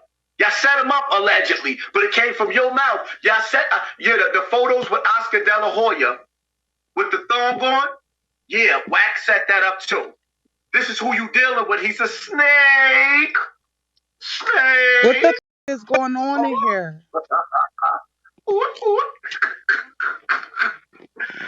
I'm laughing straight to the bank with this ha ha ha ha. What? What? Just what this nigga did to Nipsey. What they did to Nipsey. Because damn, if you didn't kill Nipsey Wack, allegedly, if you and Bg U didn't kill Nipsey Wack, you damn sure tried to kill him while he was alive. And when he died, y'all tried to extort his wife. No, actually, Bg U tried to use you to do it. You just said that you wasn't going to do it. Why? Because of the repercussions? Is that the reason why J-Rock ran behind you and snap, crackle, popped your allegedly? Facts. Is that the reason why all the rumors that you was on the floor night? I ain't never had a night meeting. I ain't never had a night meeting. Yeah. I know Tekashi like, ooh, what a comeback. I could have pushed the knife in that room and jeopardized in them young boys. I thought for everybody. Because there was a method to my madness too. Oh, y'all thought the game was over. Didn't learn yet not you. What's that song? Y'all didn't learn yet not to count me out. You have to count me out. New edition. Stop counting me out, man. My soul is different. Oh, right. I'm the nigga that could cry you on the internet. I don't think Wack want to pull up in too many places like that after this Nipsey shit. Sooner or later. I'm just scared of Cali right now. Because y'all let this walk around, him and Bg U walk around after they did Nipsey. Like, safe to say that Wack 100 gave us a lot of information through his voice. It's safe to say that he sat up there and really tried to destroy. Him and Bg U tried to destroy, out of the words of Wack, Nipsey Hussle. Murder was the case that they gave me. Huh? Nipsey Hussle was coming out. And he was trying to change. Listen, you know why Nipsey Hussle had to die? Angie Martinez, thank you, family. Nipsey Hussle had to die because he broke the rules. You can't change the black community. He came home trying to invest in the black community. I give y'all, no, I don't want to give you too much. Gotta slow feed y'all. He got killed by his own homeboy, bro. But Nipsey know you wasn't that good that time. You don't do nothing. Let him put the work in. That's a body man. Everybody know dude was a body man. I've been saving his career, bro. Nipsey got gang on him, bro. Also, my mom. We got all the footage. Wow. That's it? Oh, I got more. And when Big U hear his own voice talking to Wack, oh, I can't wait. I can't wait, Wack. I can't wait for the day that Big U hears that audio of himself talking to you. And me, I didn't even stay on the phone for it. I couldn't even take no more. It was blackmail, and Big U sat up there and told us to extort Laura London. These are all alleged They wasn't going accusations. after the corporations. We do not endorse 30% from Laura London or have knowledge of any of these things that's being spoke about. It's a lot of game I got to put down around this. Wack buy all sex tapes and use it for extortion. So as you see, I think that's some of the recording. There's a lot going on with this, man. They mentioning, you know, the great late Nipsey Hussle, R.I.P. Nipsey, you know, in a way that's that puts stains on his legacy, you know. And I don't, you know, I just ain't with the speaking on the dead. That's just on this side of the street. We don't stand with that. So again, when you hear these things, it's just rough to hear. It's just hard to hear. It's just received bad. It's like, damn. Now, Hassan, you recorded that, bro, and released that. Both them dudes is in a situation where they both was in the wrong. I don't know what'll make Wack talk to it from the East Coast about all of that kind of shit. It's kind of strange to me. See, you got to be careful you don't turn into what you keep saying I ain't. Right? Motherfuckers say I ain't fat, but they keep eating. It don't matter. Like, so you got to be careful that you don't turn into Suge, bro. You know what I'm saying? Because you may, you know, it just seeming like you done went in a trick bag for this 6ix9ine dude. Because when I view it, because I'm a street nigga, when I view it, I look at it from a holistic standpoint. I'm saying, damn, all this stems from 6ix9ine. How far is Wack 100 willing to go for 6ix9ine? In my opinion, you got too much on the line to publicly be saying that we ain't even split a check yet. Yo, bruh, we should have been split a check. All this fire and all this losing I'm doing and shit going on. You should have been hit me with something. You know, but he playing a long game, but don't fuck around and get tricked by 6ix9ine. But Hassan, a dude started dropping audio so he can take the thunder back. You know, and then when I listen to this, I'm like, yo, damn, what 6ix9ine got? Because if you saying this to Hassan, then it's broker than you. Do 6ix9ine got something on the talk? You feel what I'm saying? It's like, yo, bro, I don't know, like, but he went in the trick bag. For me, I'm a street. So if I'm talking to you, I can hear that you ain't engaging. I'm saying everything. If I'm ever on a phone call with a nigga, and I mean one of us, and I say something, he say, wow, I know he recording. At one point he had said something and dude holler, wow, I would have hung up. That nigga was recording me. You ain't even saying nothing. You just playing the back. Let me talk. I'm feeling good. You know, I think we cool. I'm feeling good, but you from the East Coast. We can never be cool enough to speak about my backyard. Right? You ain't my brother. We ain't built no relationship, broke no bread. You ain't cut the line. If I want to have a conversation about something, I got some people on this side I can talk to. So how you cut the line and get up to this type level of information and expect me to hold it? He a YouTube that recorded himself crying. He a YouTube record himself in front of the police talking about they gonna kill me and got a gun. He one of them YouTube that the camera, the phone out, everything he doing, he can't be valuable nowhere. They got a phone out everywhere they at. So I'm saying, so you dealing with one of them old phone out everywhere and you handling him like he a gangster. That's a mistake. And then I remember like, oh, Wack done been recorded before. I think somebody else had leaked some audio. You got to be careful when you talking to people. And a wise man is only fooled once. You ain't never get me recorded again. When I hear these dudes, y'all keep getting recorded by these people. I don't understand. So he ended up releasing some more audio. Let's listen to it. They know that. Think about it, bro. Everybody approaching Wack. He tell these fake stories. Wack Wack got took off on by a security guard. He got knocked out. Weird. You thinking Wack get dropped and knocked out and rolling out with 80,000? Boy, that's CNN News. He was crazy. That's when I realized how much they hate it.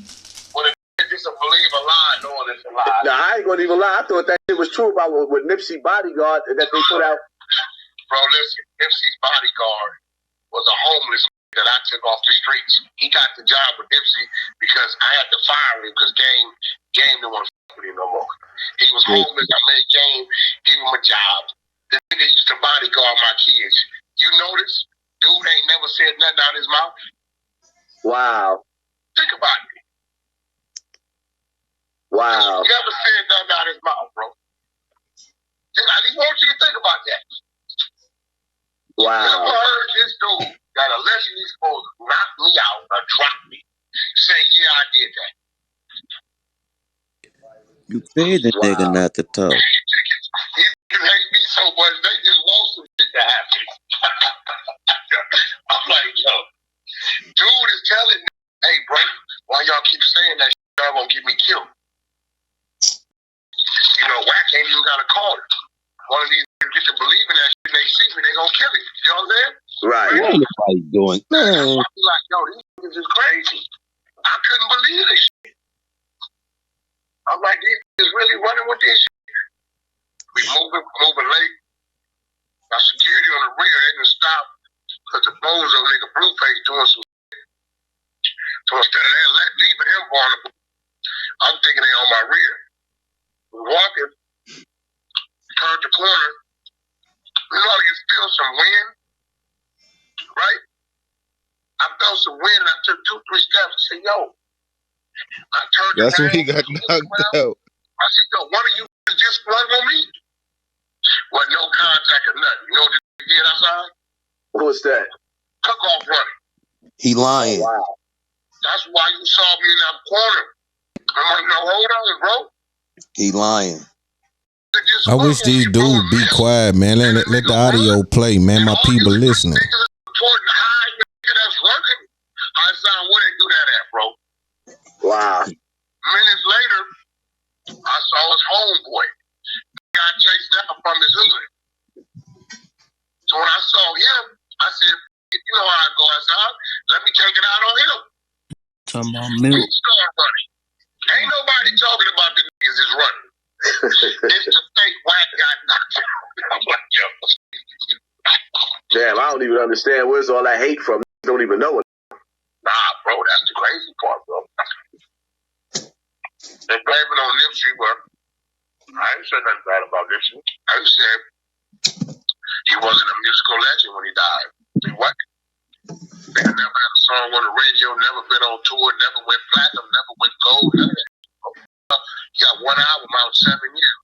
He's a legend. What we call Jay-Z? What we call Ice Cube? Mike wasn't either, but he was a legend. You're right about that. Didn't know nothing about Nipsey until he came out. They didn't know nothing about Night Dre either, though.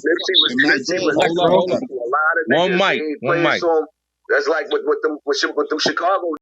I didn't know nothing about no FBG Duck until he died. And then I listened to his song, The Dead Bitch. I was like, yo.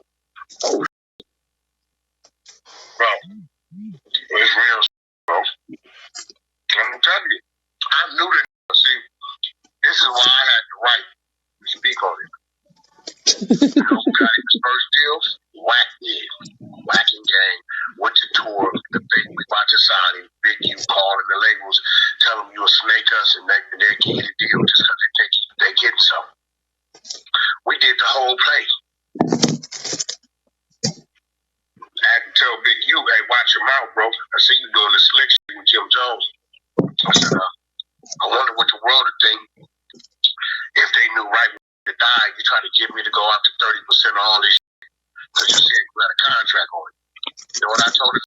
Hey, bro, you wasn't pushing that while he was alive. I'm not fucking with that. That's punk shit.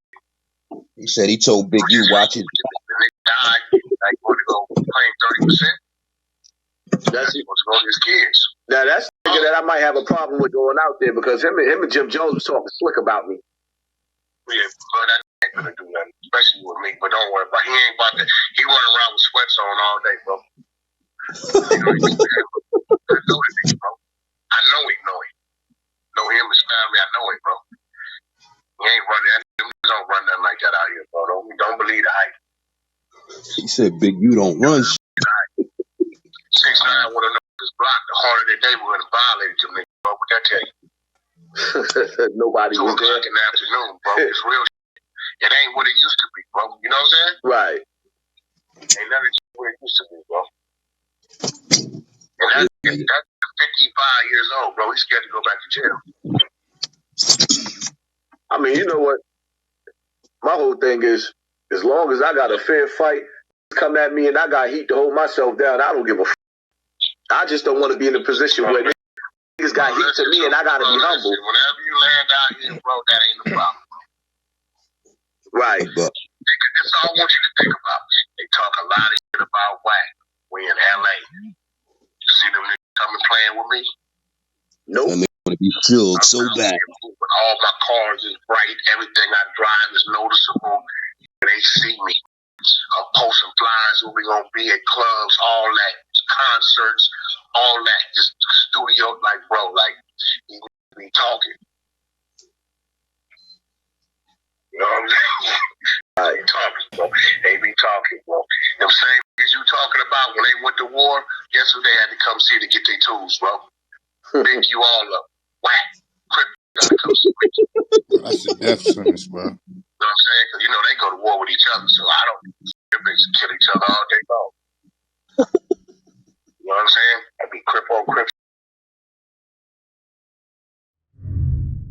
Okay, so, you know, this is a very weird thing happening with these guys. You know what I'm saying? It's a lot of game to talk about, but it's also a lot of audio floating out there.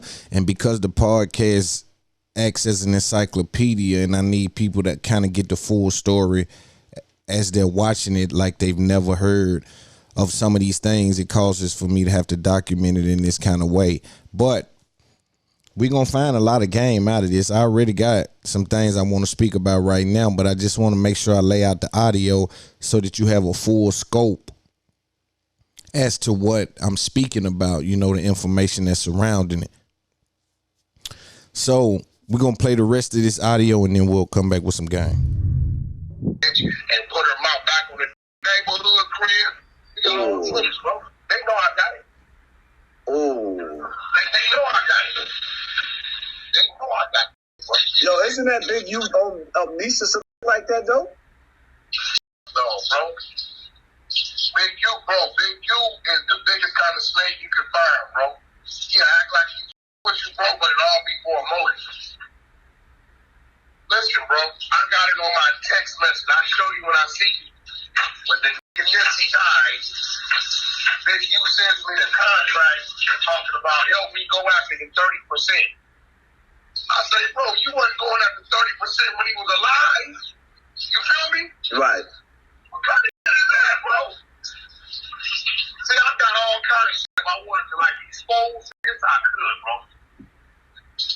That's why, look, think about it. Even in the Jim Jones interview, he only went so far. He dibbled and dabbled. You know, me and you, we going direct. Yo, f*** this right here.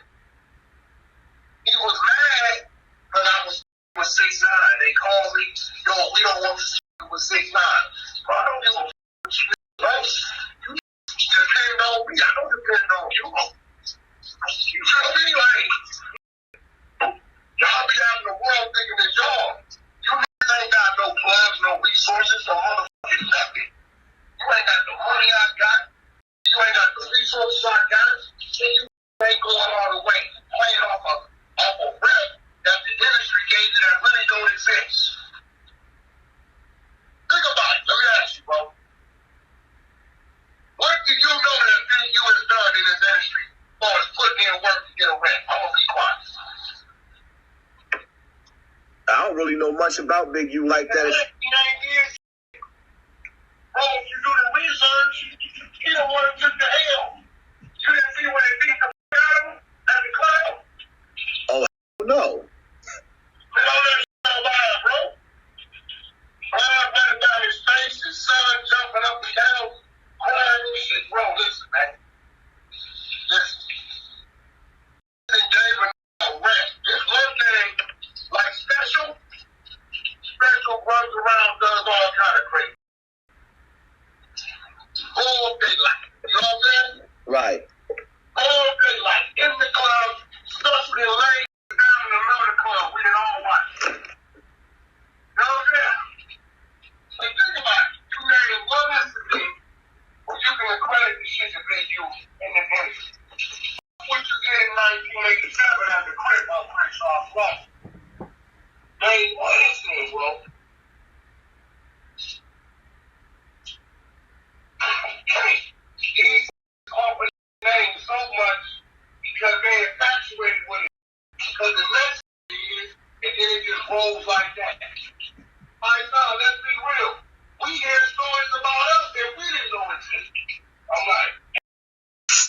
Yo,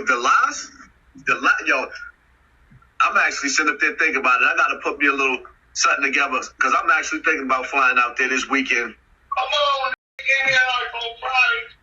Get here like Thursday or Friday.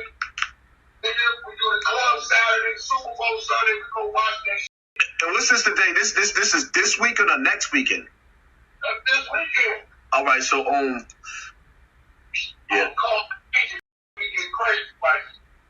Hey, yo, boy, out here, bro. You gotta come out here and move around, bro. Nah, I'm definitely with it. Bro. That. We click it up. That's it. Only thing about it is motherfucking Valentine weekend, so I don't know. I gotta figure something out. Cause in order for me to pull this off. Wait, Valentine is on what? Monday and Tuesday? I think Monday. It's Monday? Yeah, Monday.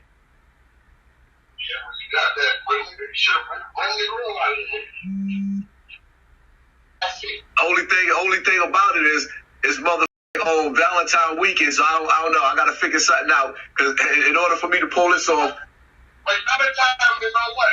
Monday and Tuesday? I think Monday. It's Monday? Yeah, Monday. Yeah, well, you got that. Bring the room out here. Yeah, I gotta figure something out. I definitely gotta figure something out. I'm with you know, and my man K Slay on Paul Root told me, Wack, they better not play with that. And with the bullshit, K Slay told me that. Yo, what's up with Slay? Is he better? What's up, bro? I gotta go out here and pay all his bills probably in a week or two. I'm afraid he not worried about it. He gonna have to learn how to walk and all that shit. Okay, but he good. Yeah, he's still alive. You know, they gotta get his motor skills. Oh, okay, man. That's good. Place needs something, you know what I mean? They like 50-something years old, so. Man, as long as he alive, he lived through that. That's good, man. For real. Slay told me out of his own mouth. He said, Wack, you know not to play with that nigga and Wack. They know that. He said, any mistake you don't is a hater. They know we get it in, bro. I swear to God. He said, you two niggas together, that's ugly. Slay told me that out of his mouth.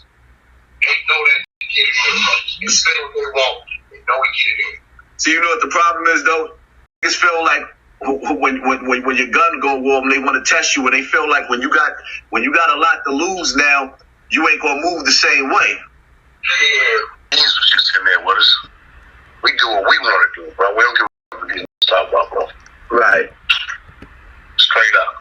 Yeah, I'm a straight wolf. I'm gonna tell you that right now. I'm always going to get out. This is everybody going that way. Me and Gross fell out. You know, man, Wack, I don't want you to 6'9". Hey, check this out, bro. You fucking guy, he's a rat. Out of here, bro. You said that for real. Yeah. I don't give a fuck. Yo, Wack, you're going to T.I. and you're not supposed to fuck T.I. Might give a fuck about that, bro. You got that nigga thinking, because he put you like he untouchable, bro. That shit don't mean nothing out here. That's what I told him. He's straight like that. You know what I'm saying? Fuck out of here with that, bro. Yo, what's up with the clubhouse? You own that? Like you said. See, I don't know if Adam 22 know about me yet because he big. He on another level. But that's my family. We got him in the back pocket. Oh, okay. So when you want to come out here and do it with him, you around the corner from him. He gonna be like, Wack, let's go. Oh, okay. Adam 20, that's what I brought together. Adam 22, me at 6'9", you there. That's guaranteed all us. Authentic, ain't no Gillie and Walo and the Tree Champs. I squeeze them when I want to. Because they know they got to come out here. You know what I'm saying? Right. But them ain't all that's right there. That's whatever the we need to do. We already got our right. That's all we need. That's it. Them is 150% white. What we doing, that's it. I call Adam right now. Yo, Hassan coming out. He want to ride. What day you want me to set up? How you want to do it? That's it. Authentic. know what I'm saying? We're going to control the narrative, do it how we want to do it. The rest of them is going to duck from us. Wack, you underestimated me. I can't be squeezed. I'm not Nore. I can't be squeezed. I'm not Gillie. I can't be squeezed. I'm not.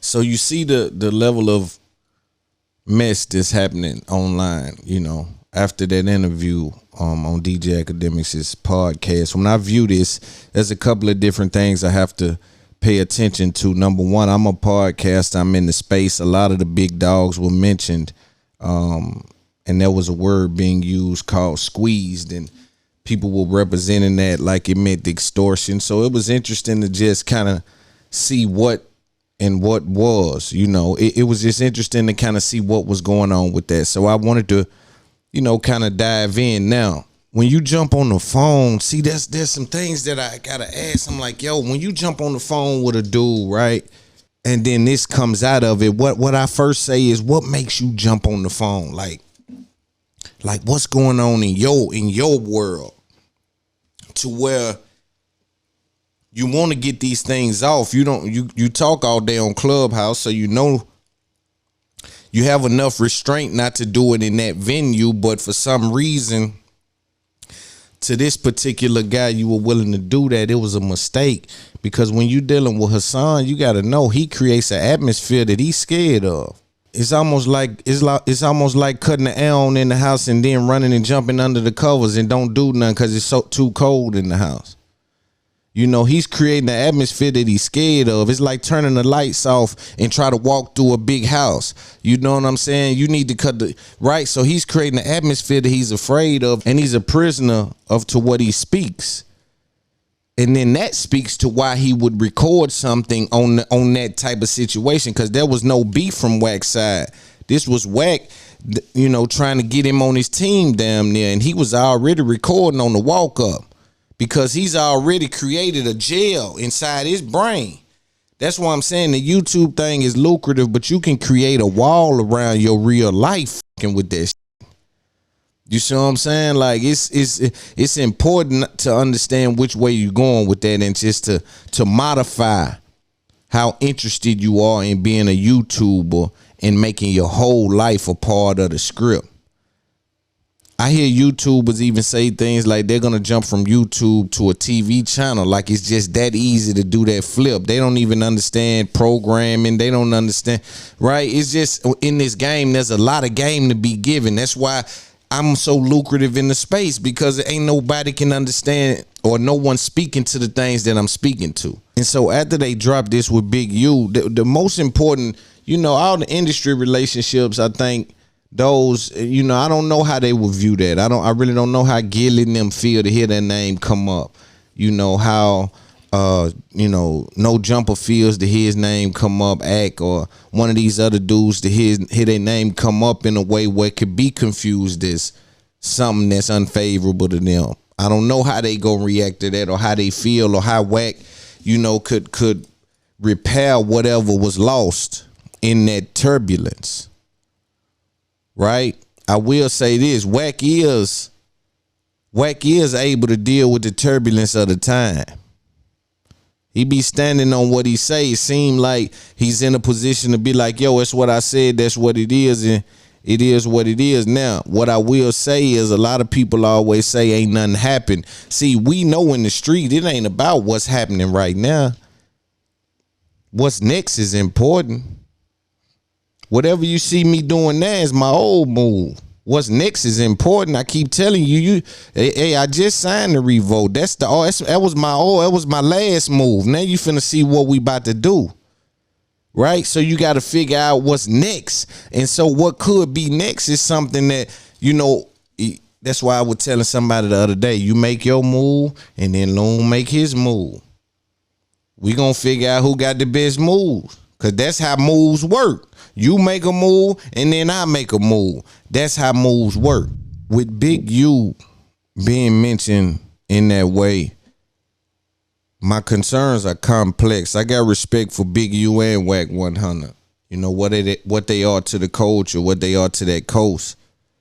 But when I look at them two, and them two being able to do business in a way that we thought in the culture was productive and profitable for both. We felt as though we were looking at progress. To see a Blood and a Crip on the same stage and not shaking hands for the camera, but behind the scenes, actually talking percentages and things happening, we thought that there was a union being formed. And when we viewed that it was progress, my question now becomes, when we talk about progress, we talk about levels. What did it take to get to that level? Blood and Crip on the same stage doing business, being able to be at the forefront of calling some sort of unity in the gang culture. What did that mean to the babies on that coast? And for those of you unaware of our culture, Bloods and Crips usually do what's called banging on each other. They're not going to be seen in the same place without violence being inserted in that equation. It's an unfortunate reality because they've chosen to claim different sides. It's a bunch of boys. We were young. People were young when they got involved in it. And so people like Bg U and Wack and a lot of these other dudes do try to speak to the streets and reverse and evolve from what they were prior to understanding entering the equation.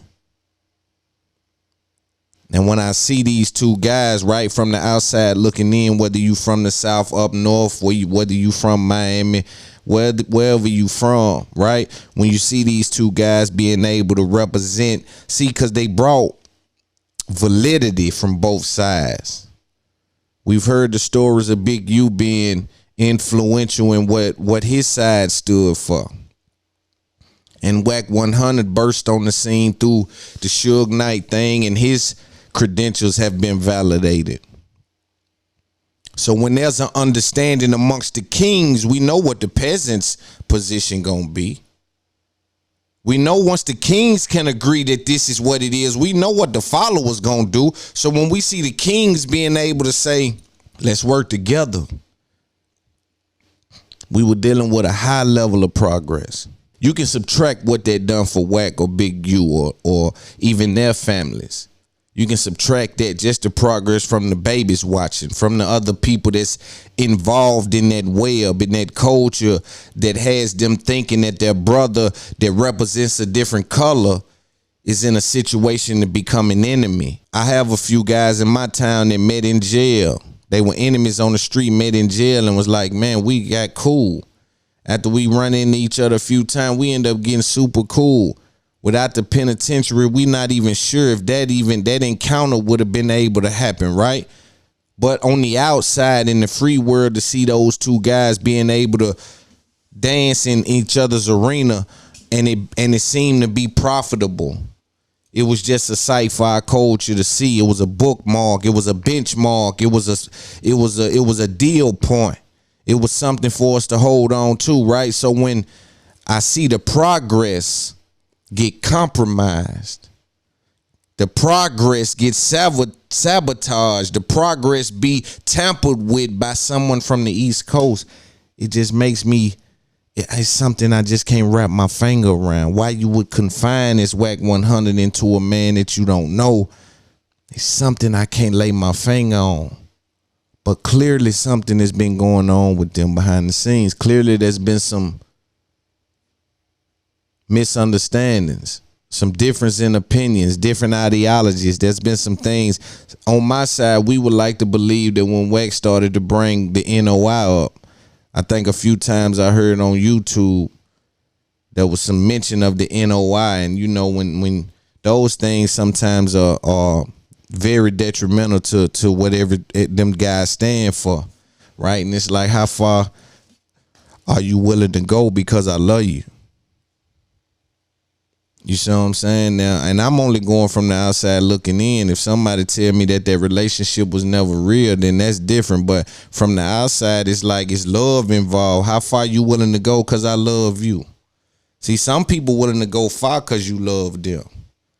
And when I say willing to go far, they willing to stretch out them boundaries you got in place. Yeah, because you love me, I'll step on your toe, nigga. I know how to say sorry to you to make it effective for you. I know you. I know your weakness is this, and I use that attached with my sorry, and I submit them at the same time. I know the formula. But as the giver, you got to have limits because the taker ain't going to have none. So you got to say, yo, them boundaries I got in place, they go for everybody. You know that, don't it? The value I put on my time, that's undisputable. That go for everybody. You understand that, don't it? We got to prioritize how we look at things. Whatever it is behind the scenes, it is. Because out of Wack's mouth, Bg U took him off the podcast. There was a few podcasts Bg U done with him, and he didn't put those out. You align yourself with 6ix9ine, man, and it had a ripple effect. It compromised all the progress you had made on that West Coast in regards to the homies on the other side. Right? Relationship you said you had a long time, and there was love there. It seemed like it's compromised. It's compromising some of the progress even in your business. Here you are arguing with 21 Savage. Like at some point you got to put it on the scale, man. What am I losing fucking with this? Hey, yo, 6ix9ine, you thought, hey, send me $2 million, man. Send me $2 million, home. Cause as of right now, I feel as though, you know, it's a lot on you. You've been putting a lot. Wack has been putting a lot on the line to be involved with Tekashi 6ix9ine, and I don't see him bearing the fruits of the labor. I would hate to believe that he's being tricked the same way that those 9 Trey Blood was being tricked. I would hate to feel like that Tekashi has plugged him in the position of whoever get this position ends up with nothing, and I drain him out of everything I can get from him. He got to, you know, and for me, home, listen, I'm breaking the game down. I'm viewing the game tape. I'm seeing him running the same play. I'd be a fool to be a high-ranking quarterback and he put me in a position to run a quarterback sneak.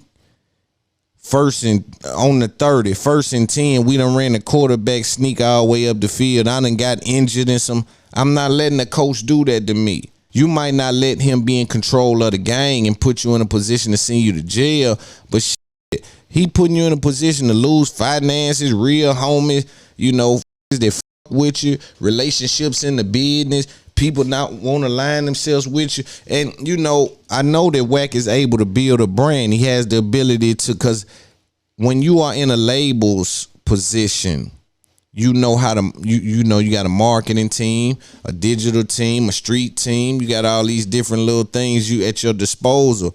So you can still get a brand pumping. But, bro, it took you years to build that cachet up.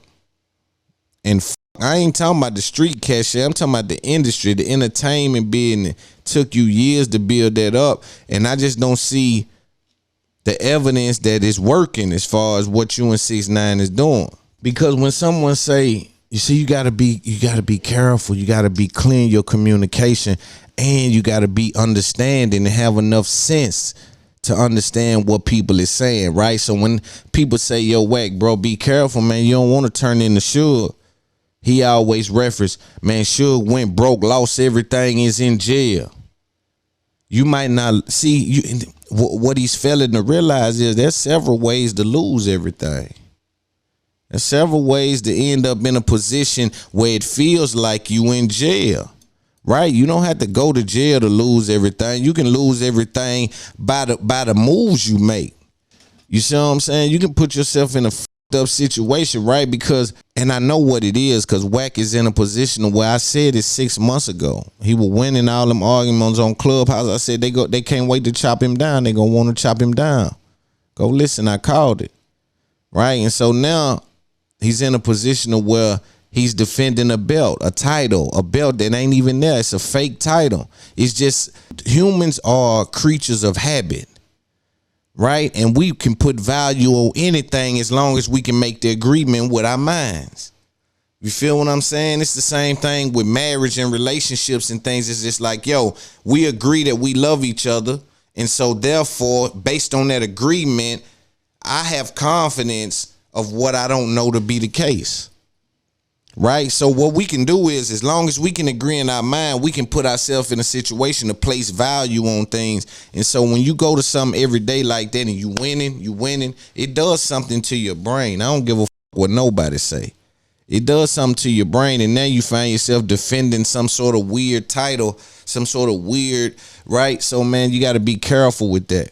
I just really hate to see the relationship between two powerful black men be severed at the hands, be tampered with, be compromised, be sabotaged at the hands of an internet guy from the East Coast. After they even had these conversations, I'm like, yo, this is getting really messy. This is getting bad, right? There's another conversation to have about how akademiks views Wack. That situation, there's a whole podcast on that. Like, the game has so much for me to talk about. I still got to talk about a lot of things that's happening in Tennessee. They passing laws to where if you catch a felony, you do a mandatory 15 years or something weird with guns. It's a weird law they just placed, right? And also they did another law where if you get caught drunk driving and you kill someone that has children, you have to pay child support up until that child is 18 of the person that you had the accident, caused to have the accident and pass away. So there's just a lot of different things and a lot of laws being passed I got to speak about. But dealing with this, man, after he released that audio, everybody thought Wack would go into hiding, but Wack come right back out Clubhouse talking about it. Yeah, man, it is what it is. I stand on it. I keep telling you, Wack has a ability to handle the turbulence of the time, or at least outwardly it's viewed that way. It's received that way when I see it. It seems like whatever's happening is happening, and that's what's happening. You know, I just don't understand from a smart perspective, because I would like to view him as being a little savvy, right? To be able to survive in the business that long, you got to have a certain level of savviness. So if I view you as savvy, I'm interested in the thinking behind some of the things that's taking place. But after this, akademiks, of course, is smiling because it'll probably run a few numbers to his podcast. Some people argue the other side and said it took the thunder from the podcast. Some people argue that no one wants to see the podcast no more. They'll just take what's happening online on YouTube. So akademiks jumps back into the fold and speaks to them and tries to squash it. Let's take a look at that video and see how far he got with that. See an encounter with Wack 100 and Hassan Campbell, both reenacting what's took place over the last couple of days in their lives at that time. For me, unfortunate situation, not with Hassan and Wack, because for me, I don't see the relationship there being strong enough for the conversation that's being had. Right? Everybody talk about what they want to talk about, but I prioritize my conversations based on the relevance of the individual. Any man not doing risk assessment is not a man. That's in my opinion, right? So when I do risk assessment on things, I'm looking for what it's worth, what it costs, what can I lose, what do I gain on every single situation, from relationship with a woman to business relationship with a corporation. I'm uninfluenced by anything outside of the results, right? You can mean good and do nothing. So I'm alive in the moment, man. So again, man, all the progress being made on the West Coast for them youngsters, they should be able to get that back on track. You know, and I'm not saying that because, again, clearly something's happening behind the scenes. If Wack is saying that Walo and Gillie's $1 million worth of game and they're not speaking to each other, these things are like indications that something's happening. But the image that was out there with those dudes was always powerful. I always look forward to getting them dudes on the pod. I'm going to still get them one-on-one. You know what I'm saying? And hopefully we can have a conversation that means something to the culture. You know what I'm saying? Speaking of the culture, man, cause we'll move on from that. As I build my name and my spot in this culture, right? And I navigate through podcasting with a very sharp blade.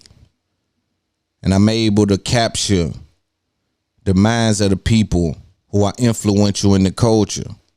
So the other day, man, I always comment, if you know me, you know I'm a student of the game. I watch the game. There's nothing I don't know about as far as our culture is concerned. I also have a certain level of understanding of pop culture and outside of our culture, but my expertise lies inside of my experiences inside of our culture. So I commented, and again, RIP Combat Jack. I know who started this game. I know who crafted what it is we do on this microphone. I know who the best speakers that black people have to offer. I know who they are. Right? And so I know you looking at me as a podcaster, but I'm looking at me as a whole different type of beast. You know, this thing is bigger than just this right here, what you're viewing. We're dealing with a multimedia company that's vertically integrated.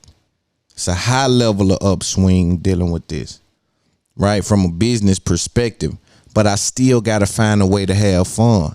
And I'm having fun with it, man, because I'm still a baby. Although I got so many experiences in the ghetto and with trauma and with some of the worst decisions that you can ever make, being already behind the 8 ball at the start of the race. I've made some encounters with the law. I've had some things happen in my life that shape the way that I interact with anyone that's involved with my emotions. So I keep myself at bay and I try not to be hurt and harmed because my mentality is so fragile when my emotions is involved with it. Outside of that, I operate like a robot. If I can keep you from getting a part of my emotions, then I can provide myself a luxury of not being hurt and therefore operate at a high level with you involved. But once you get my emotions, I can make some bad decisions. So although I've been in the ghetto and driven from here to Texas, and my partner been to Mexico and Colombia with my money and dealing with some with my people, you know, and hiding money and being involved in street activity and having children young age, not knowing what's going on, mama depending on you to shake the generation of curses. I've been involved and had to withhold from making mistakes that will capture me and capture me and keep me from pursuing the goal, but I made some that set me back.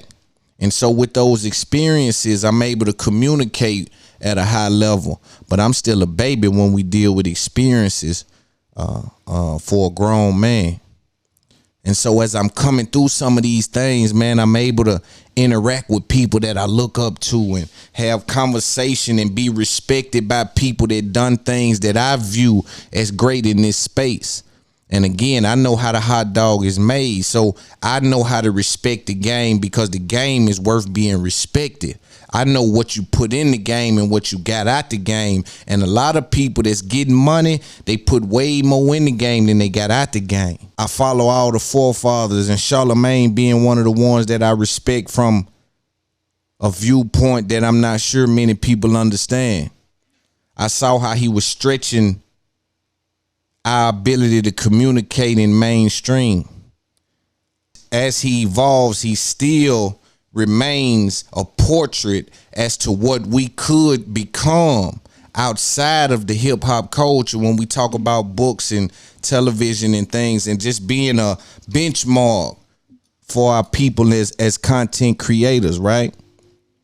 And so when we deal with understanding who he is and what he brought, I view it from a different perspective. I remember I explain to people all the time, they be asking me, yo, I don't get it. Because they don't see him effective in this podcast space like how I'm dropping clips every week of, and I'm saying he's had to evolve. He's leading a race. When you're leading a race, you have to be doing something different than the people behind you because you carry the flashlight in the dark tunnel. And we have to lend grace to our people like Nick Cannon to go get it wrong dealing with a network. Got to lend grace to Charlamagne to get it wrong with Audible. Not saying that that's the case, but I'm saying just trying to craft these things. Even with Joe, we got to give grace to some of our people to be able to make a mistake because they carrying the flashlight in a dark tunnel. And so I always interact with Charlamagne as I build up what it is I would like to believe, my playbook, my points of contact as I develop in this space as a businessman outside of a communicator, a high-level podcaster, a dude with a show, a CEO, 100% vertically integrated. After I become one, I gotta remain one of them type guys like them. So I try my best to get as close to those guys and get whatever I can from them. When they say when a wise man dies, a library burns to the ground. And I'm always aware that it's important that the Charlamagnes of the world and the me's of the world get together. Because it's important that what is speak to what was and what will be. It's important that those three bodies of work together and share that information. So I get under Charlamagne posts. He had posted when he was a young boy with the goals, like I'm saying, speaking to the evolving of one of our voices in the culture, right? One of our leading voices in the space. Speaking of that, just, you know, this was an indication of that, right? Just, man, look where we come from. You know, Duval and them was in there. And I was like, yo, wild past LOL. Let's look at the comment Charlamagne made. Charlamagne the God comments at FOGFO_Loon, Peace King. I respect what you're doing with the It's Up There podcast. Keep growing. Round of applause for Charlamagne for acknowledging my podcast, for acknowledging the brand. And using those operative words as respect. See, when you're a wizard with this, you know that he could have just bro, you got to pick up the game when the game being put down. For him to tweet and put respect what you doing with this Up There podcast, he's speaking from the top of the mountain. He could have easily just been said, you know, give you a generic, yo, see what you're doing, keep pushing. For him to say the name, just letting you know, nah, I'm really with that. I really fuck with that. And you know, as far as me, when he acknowledged it, I'm like, yo, we gotta get on the phone, chop it up, bro. We gotta, you know, we gotta activate our relationship in regards to just the information, bro. You know, I'm an up and coming, and he's an OG in the space. And he's one of them real OGs in the space that's giving opportunity. He's getting dudes checks, not just talking. See, in our culture, we done let them trick us. We've been able to be bamboozled. We dealing with all this money, all this influence, and we've been able to dilute what the OG mean in our culture. They have taken everything that we worked for and convinced us. They convinced us. And when I say us, I mean the people that we view as leaders, the people that we view as being at the forefront of our culture and the conversations. They've convinced us and those people that the handoff ain't in the playbook. Rather than using recollection and understanding that our past shows that each one teach one, we've been convinced that the handoff has been took out of the playbook. The power in them convincing us that it ain't enough for everybody. The power of us understanding that it's strength in numbers, but yet we won't put numbers on our side. And I won't call them as savvy as the most savviest people to convince us that the handoff is out of the playbook. But what makes them unique and very, very intelligent and brilliant is that they were able to convince us that the handoff was took out of the playbook while Rogan and the other white podcasters are simultaneously running the handoff. So it's like we all got a team and we come out to the content world that's a whatever $1 billion industry. While we compete amongst each other, it's a $1 billion industry we approach with a mentality that we can do everything on the field but the handoff. While they getting the yards on the other side, handoff, boom, Rogan to Theo Vaughn. Boom, handoff, Rogan to Schultz. Boom, handoff, Rogan to Joey Diaz. Boom, handoff from Joey Diaz to Lee Syatt. Old motherfucker Tom Segura come through. Hand off to Bert Chrysler. Bert Chrysler hand back off to Tom Segura, and he's gone. And we over here niggas running hell of a routes, but they covered 3, 4, 5 people out on them, and they still harming the ball. Got young niggas right here on the side for 10 yards. Can't get no play, can't get no love. How they done convinced us of that while simultaneously running that play on the same field, it beats me. And so as I build up my points of contact in the culture, you know, I have to know the mentality of the membership. You know, my guys always, the guys I look up to, they doing big business, they doing it right, taking care of folks, making sure people in position. See, some people got influence, but they powerless. A wise man named T.D. Jakes said that power is the ability to open doors. And so dudes like Charlamagne have power in this space. There's very few people that have the equity in this space to be able to make a call with an unproven act for the most part and just be like, yo, he one of them, get him a check, make something happen.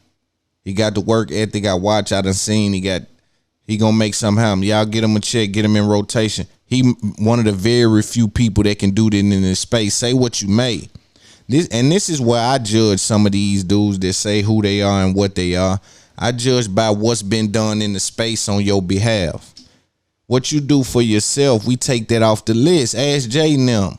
Ask Diddy. Ask Kanye. They take what you do for you off the list. It's about your counterparts. It's about your membership. You understand me? What your people doing? You dig what I'm saying? Because we know you gonna scratch and claw to make sure you balling. But if you're a real boss, you got enough to spread the butter. And if you ain't spread the butter, you ain't a real boss. That don't mean you ain't a hustler. But we talking boss talk. And on top of being able to open doors, everybody know I like to deal with the information. So it's very few people dealing with the specifics. It's very few of these guys to have the ingredients. That's why they only deal with the highlights. When you hear me speak about things, it's because I come from a position where I had to go get the ground wild. This is not one of those houses where I don't know the foundation.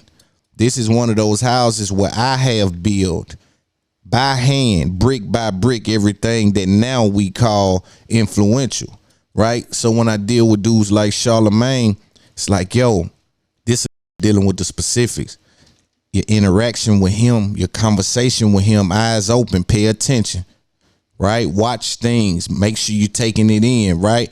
But for him to acknowledge it in that way, man, I give a huge shout out to him, man. And he's legendary in this space. Like I said, one of the people I looked up to and still look up to just from a business standpoint, a communication standpoint. I view the donkey of the day in a way, just that segment outside of the Breakfast Club and everything all of them did there, view that a way. But Charlamagne in specific, those books, those things that he's did on Comedy Central, certain things for business wise, how we handle revolt negotiations.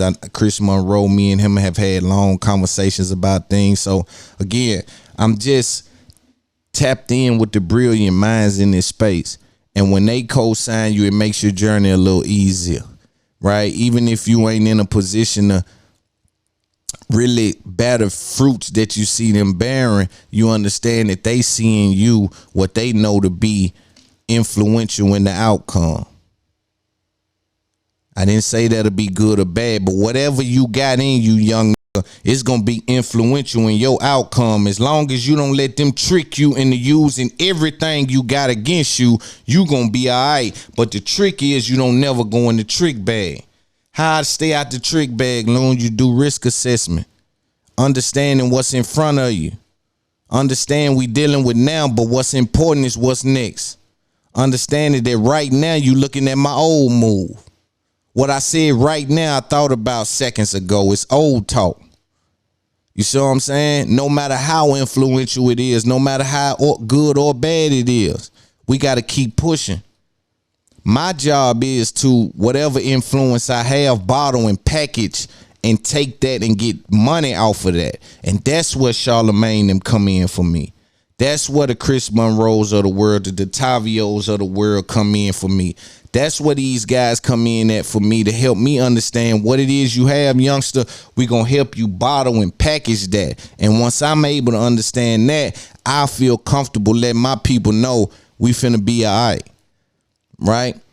Tens of thousands of dollars are on the line every single time you open your mouth if it's packaged right. That's a whole nother conversation. But shout out to Charlamagne. Love on this side. I remember because Big Bank was the first person that ever reached out to me. Shout out Bank. I remember he reached out to me. He was like, bro, I'm inspired by what you do, man. And that was right before I went to the Revolt Summit. And that was a time in my life where I was 60 episodes in. See, my catalog is crazy. And anyone that does an exclusive deal for my catalog or for my video, that catalog is going to give you a bunch of content exclusively for your platform. Now, it's your job to market that content and get the people to come over or whatever the case may be. But about 60 episodes in, and bro reached out like, I'm inspired. I'm like, yo, damn, that's Bank. You know, I know his background. Know he a big fish in the sea. You know what I'm saying? I reach out to him like, boy, that shit, you got that shit. And then I went on down to Revolt. He embraced me. And when I came back, I said to myself, all right, kick it in high gear. And then ever since then, things have just been up here. And I think that as long as you got the hustle and you got the mentality, I think that you'll land on your feet. It's important to keep digging. Yo, they saying you doing well up there. I'm still digging. I don't give a damn what they saying up there. I'm focused. I don't give a damn what they saying up. Boy, they said you the best thing going. I don't give a damn what they saying up there. The goal ain't been reached yet. I ignore whatever they saying. I'm important to the results. I gotta stay down. It don't matter what they said. Boy, they said whatever they said, tell them keep it. After I pick the money up, I look at what they talking about. But until then, I'm going to keep hustling. Well, speaking of Charlamagne, Joe Budden, again, a part of akademiks' attempt at creating content with Joe Budden. They've had 4 or 5 hours of content.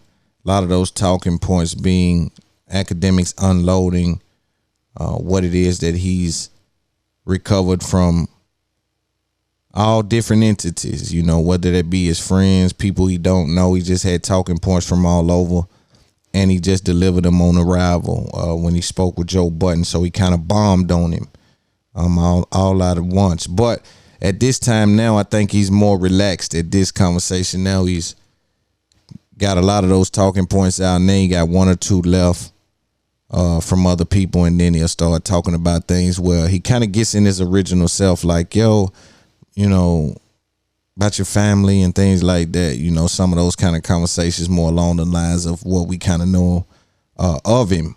But they talk about Charlamagne right here, where Joe Budden speaks about his encounter with Charlamagne. Let me just lay some framework down about my opinion of those 2 encounters. I look at Joe Budden as a legend in the space as well.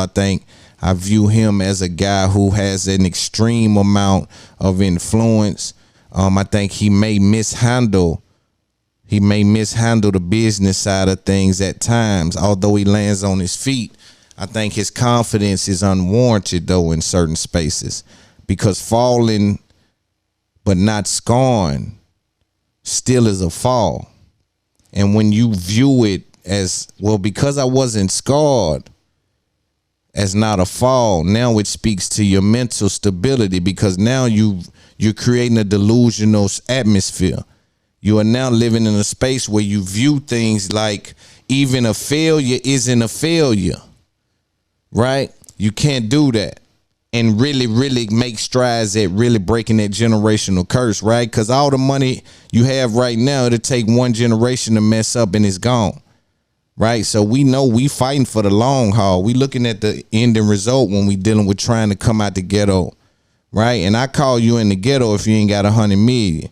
And I don't mean in the ghetto in regards to where you live in or how you live in. I'm talking about information wise. I feel as though the access isn't even available until you have a certain amount of power. But that's another conversation. When we deal with academics and Joe Budden speaking about the encounter with Charlamagne, I also want to be upfront about my position about how Joe Budden got his audience, right? I view Charlamagne and Joe as the top two voices.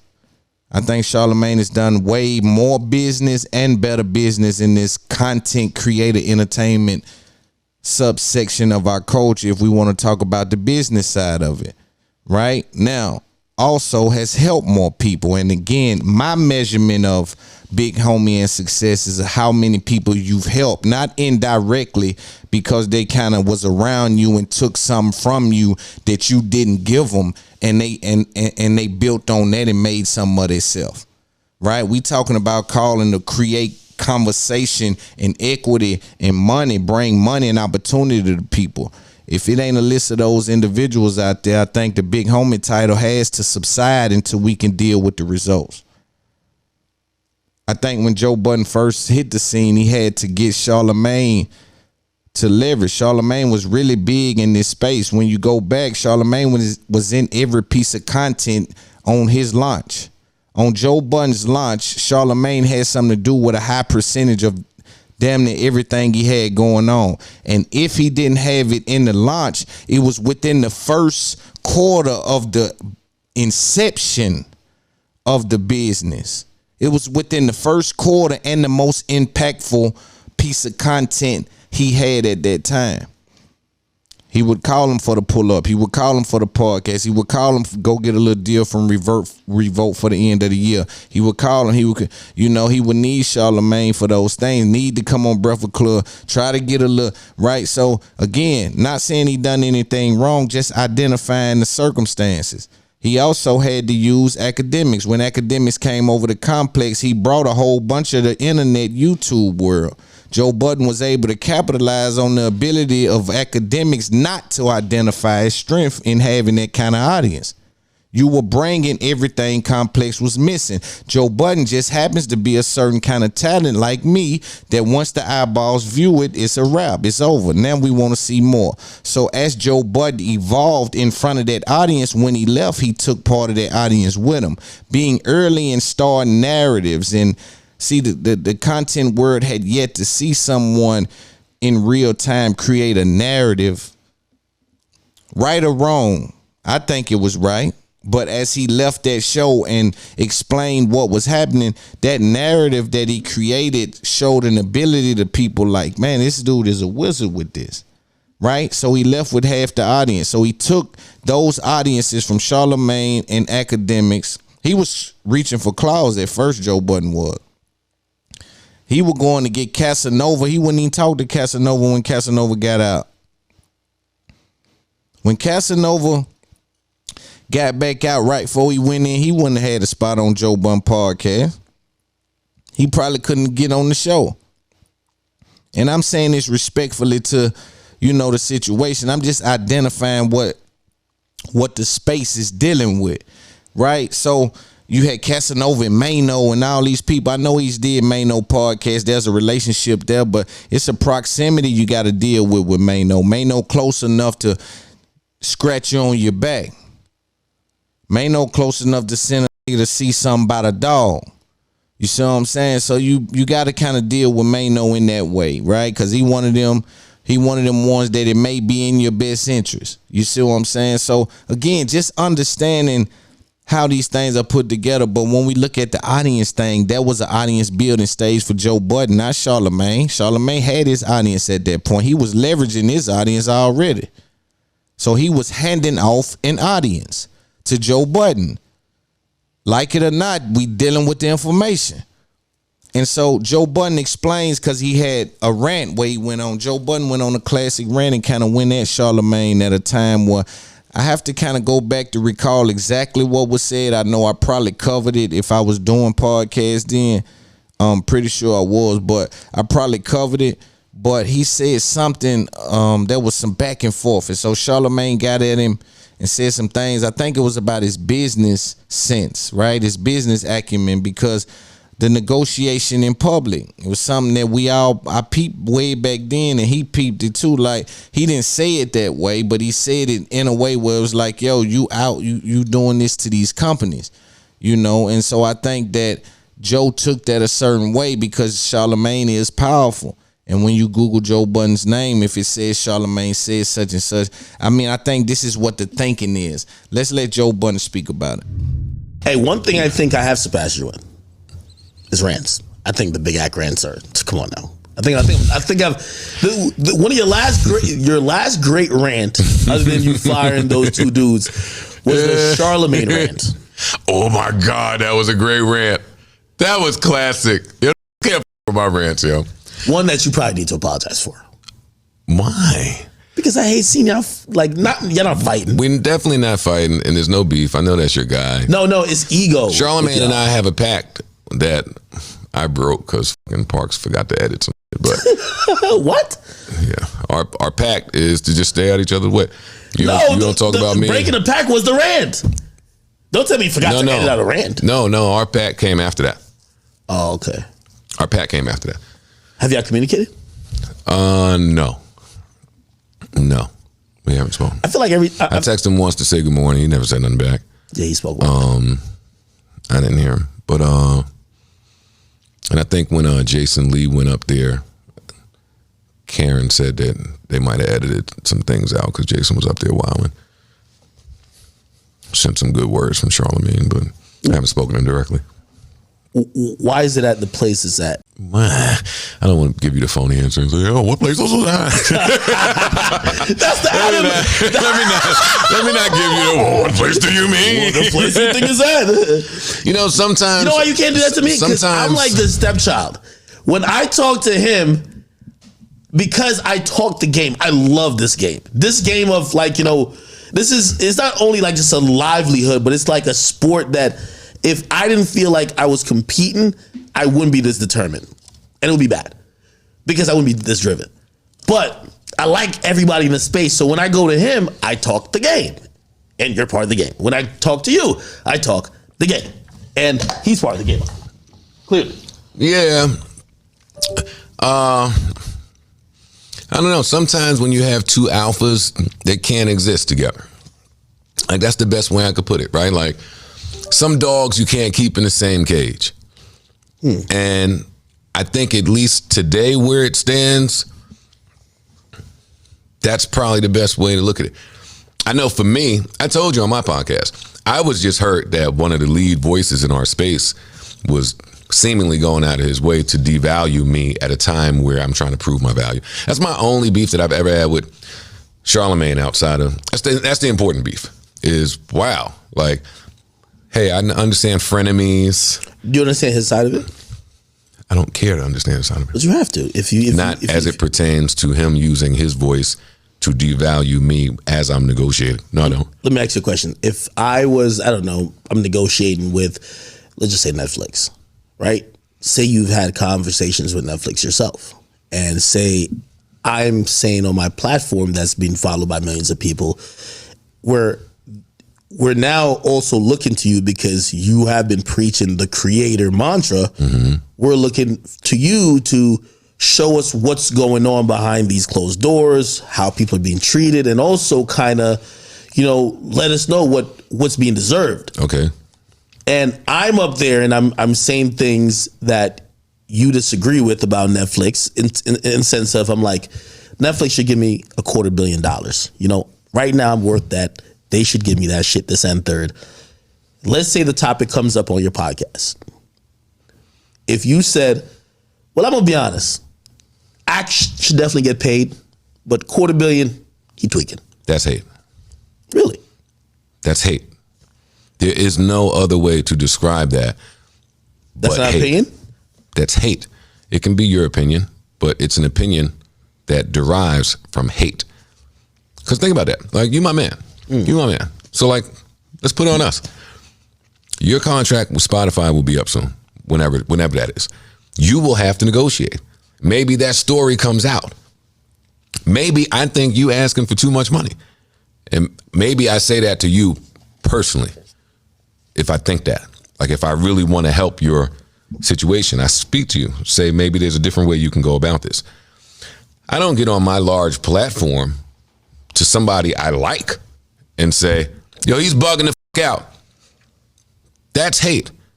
Somewhere in there, I must not, either I must think that he's bugging out and I'm projecting, or I don't want him to be right. What if Ak really goes to get that number? Now Ak done shot above me. I'm not saying he was thinking this, but now Ak done shot above me in the pay scale and maybe in the forefront of things. Like, that would just be hateful. I want you to get paid from Spotify or anybody else, even if it's more than me. I'm never trying to devalue that. Joe. If Joe heard that if I was like, yo, Spotify, I got your offer for 100, I need 150, I guarantee you'd be like, yo, what the fuck? Hold on, if you really want to know who I look at in terms of what they're paid and the work that they do, the only person I look at is Stephen A. Smith. I don't watch Charlamagne because y'all just do things differently. Charlamagne's executive at iHeart. Like, you know, he has a podcast network. He's probably getting, who knows, but definitely I would assume in excess of $4 or $5 million a year for just Breakfast Club. Executive. You count pockets, I don't. Of course I count pockets. Come on, ain't no wrong with it. I don't count pockets. But here's the thing. But you know Charlamagne's doing well for himself the way that you know I'm doing well for myself, the way that we know you doing well for yourself.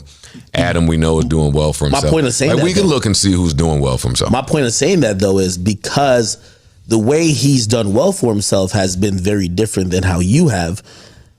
I'm wondering if maybe what you took as hate was just him giving an honest opinion, but maybe just being misinformed. No, even if that was the honest opinion, it was hateful. To say that at that time was hateful. I'll say that. To say it at the time that he said it publicly was hateful. Nobody knew what I was asking because I never said a number nowhere. See, that's the other thing. These reports just started coming out. People just kept talking. Oh, he wanted to. People can't find out what you asking in this business, bro. You know that. Trying to smear me or just put shit out there. Spotify knew what I needed. I knew what I needed. It didn't work out there. So now those conversations. If you got 250, you would have been doing everyday show on your shit. Like, come on now. But I wouldn't ask for $250 million. I wouldn't have. But I need an offer that is indicative of my value and what I represent. And if you send me something that's way under, then the number, it just says to me you don't value what I could bring to this table. So I got to bring it somewhere else. Let's go to E1. I was on an independent, and no matter how it was looked at, I left there in the black, right? Whatever math they did, the business of Joe Budden paid up. From there, we go to everyday struggle. Forget about when I left. Look at when I was there. We wiped the board, upped your quotas. We were able to up your fucking audience, what you were asking for ads. We brought in ads that wasn't looking at the Sean Evans show and your sneaker show. Like, we brought in a different audience, a different cool factor, and we really worked. You should want to keep that. That's in the black. It's proven when Joe is here, this is a smash. You can't debate it. I left there, I go to Revolt, Everyday Struggle, and State of Culture. And before that show ever hits the air, it's 10,000 hours of behind the scenes of me, Puff, and whoever else is in that think tank of how to get the show right. So we do the show, COVID happens, it's expensive, it doesn't come back, but what does it do? It lays the blueprint for everything else that Revolt now rolls out. So we'll speak about this and then we'll get out of here, man. We gave y'all a nice long podcast today. I just find it interesting. Joe Budden finds value in certain things. In my opinion, he should have been a $100 million guy already if he played those cards right. Because having Ice being able to perform that way, and having Rory and Maul, having the girls, you know, I kind of explained that I could see it happening, but it was just the lack of leadership, I think, or just the awareness in that moment, you know. But again, he's still good, so he gonna probably not feel the pressure. But there's something that he likes to say that I want to address, right? He says they spent $1 billion to replace me. I think that communicating that a company spent $1 billion to replace you while simultaneously not having $1 billion and wanting to be cited as the most creative person in the space is crazy.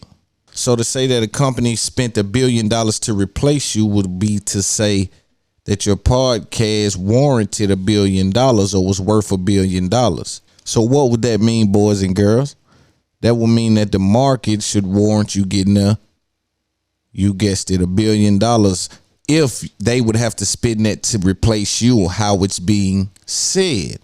But when you deal with the information, you understand that someone there is misinformed. What something is worth is only dictated by what the market warrants, not by this razzle dazzle that you can put on it, right?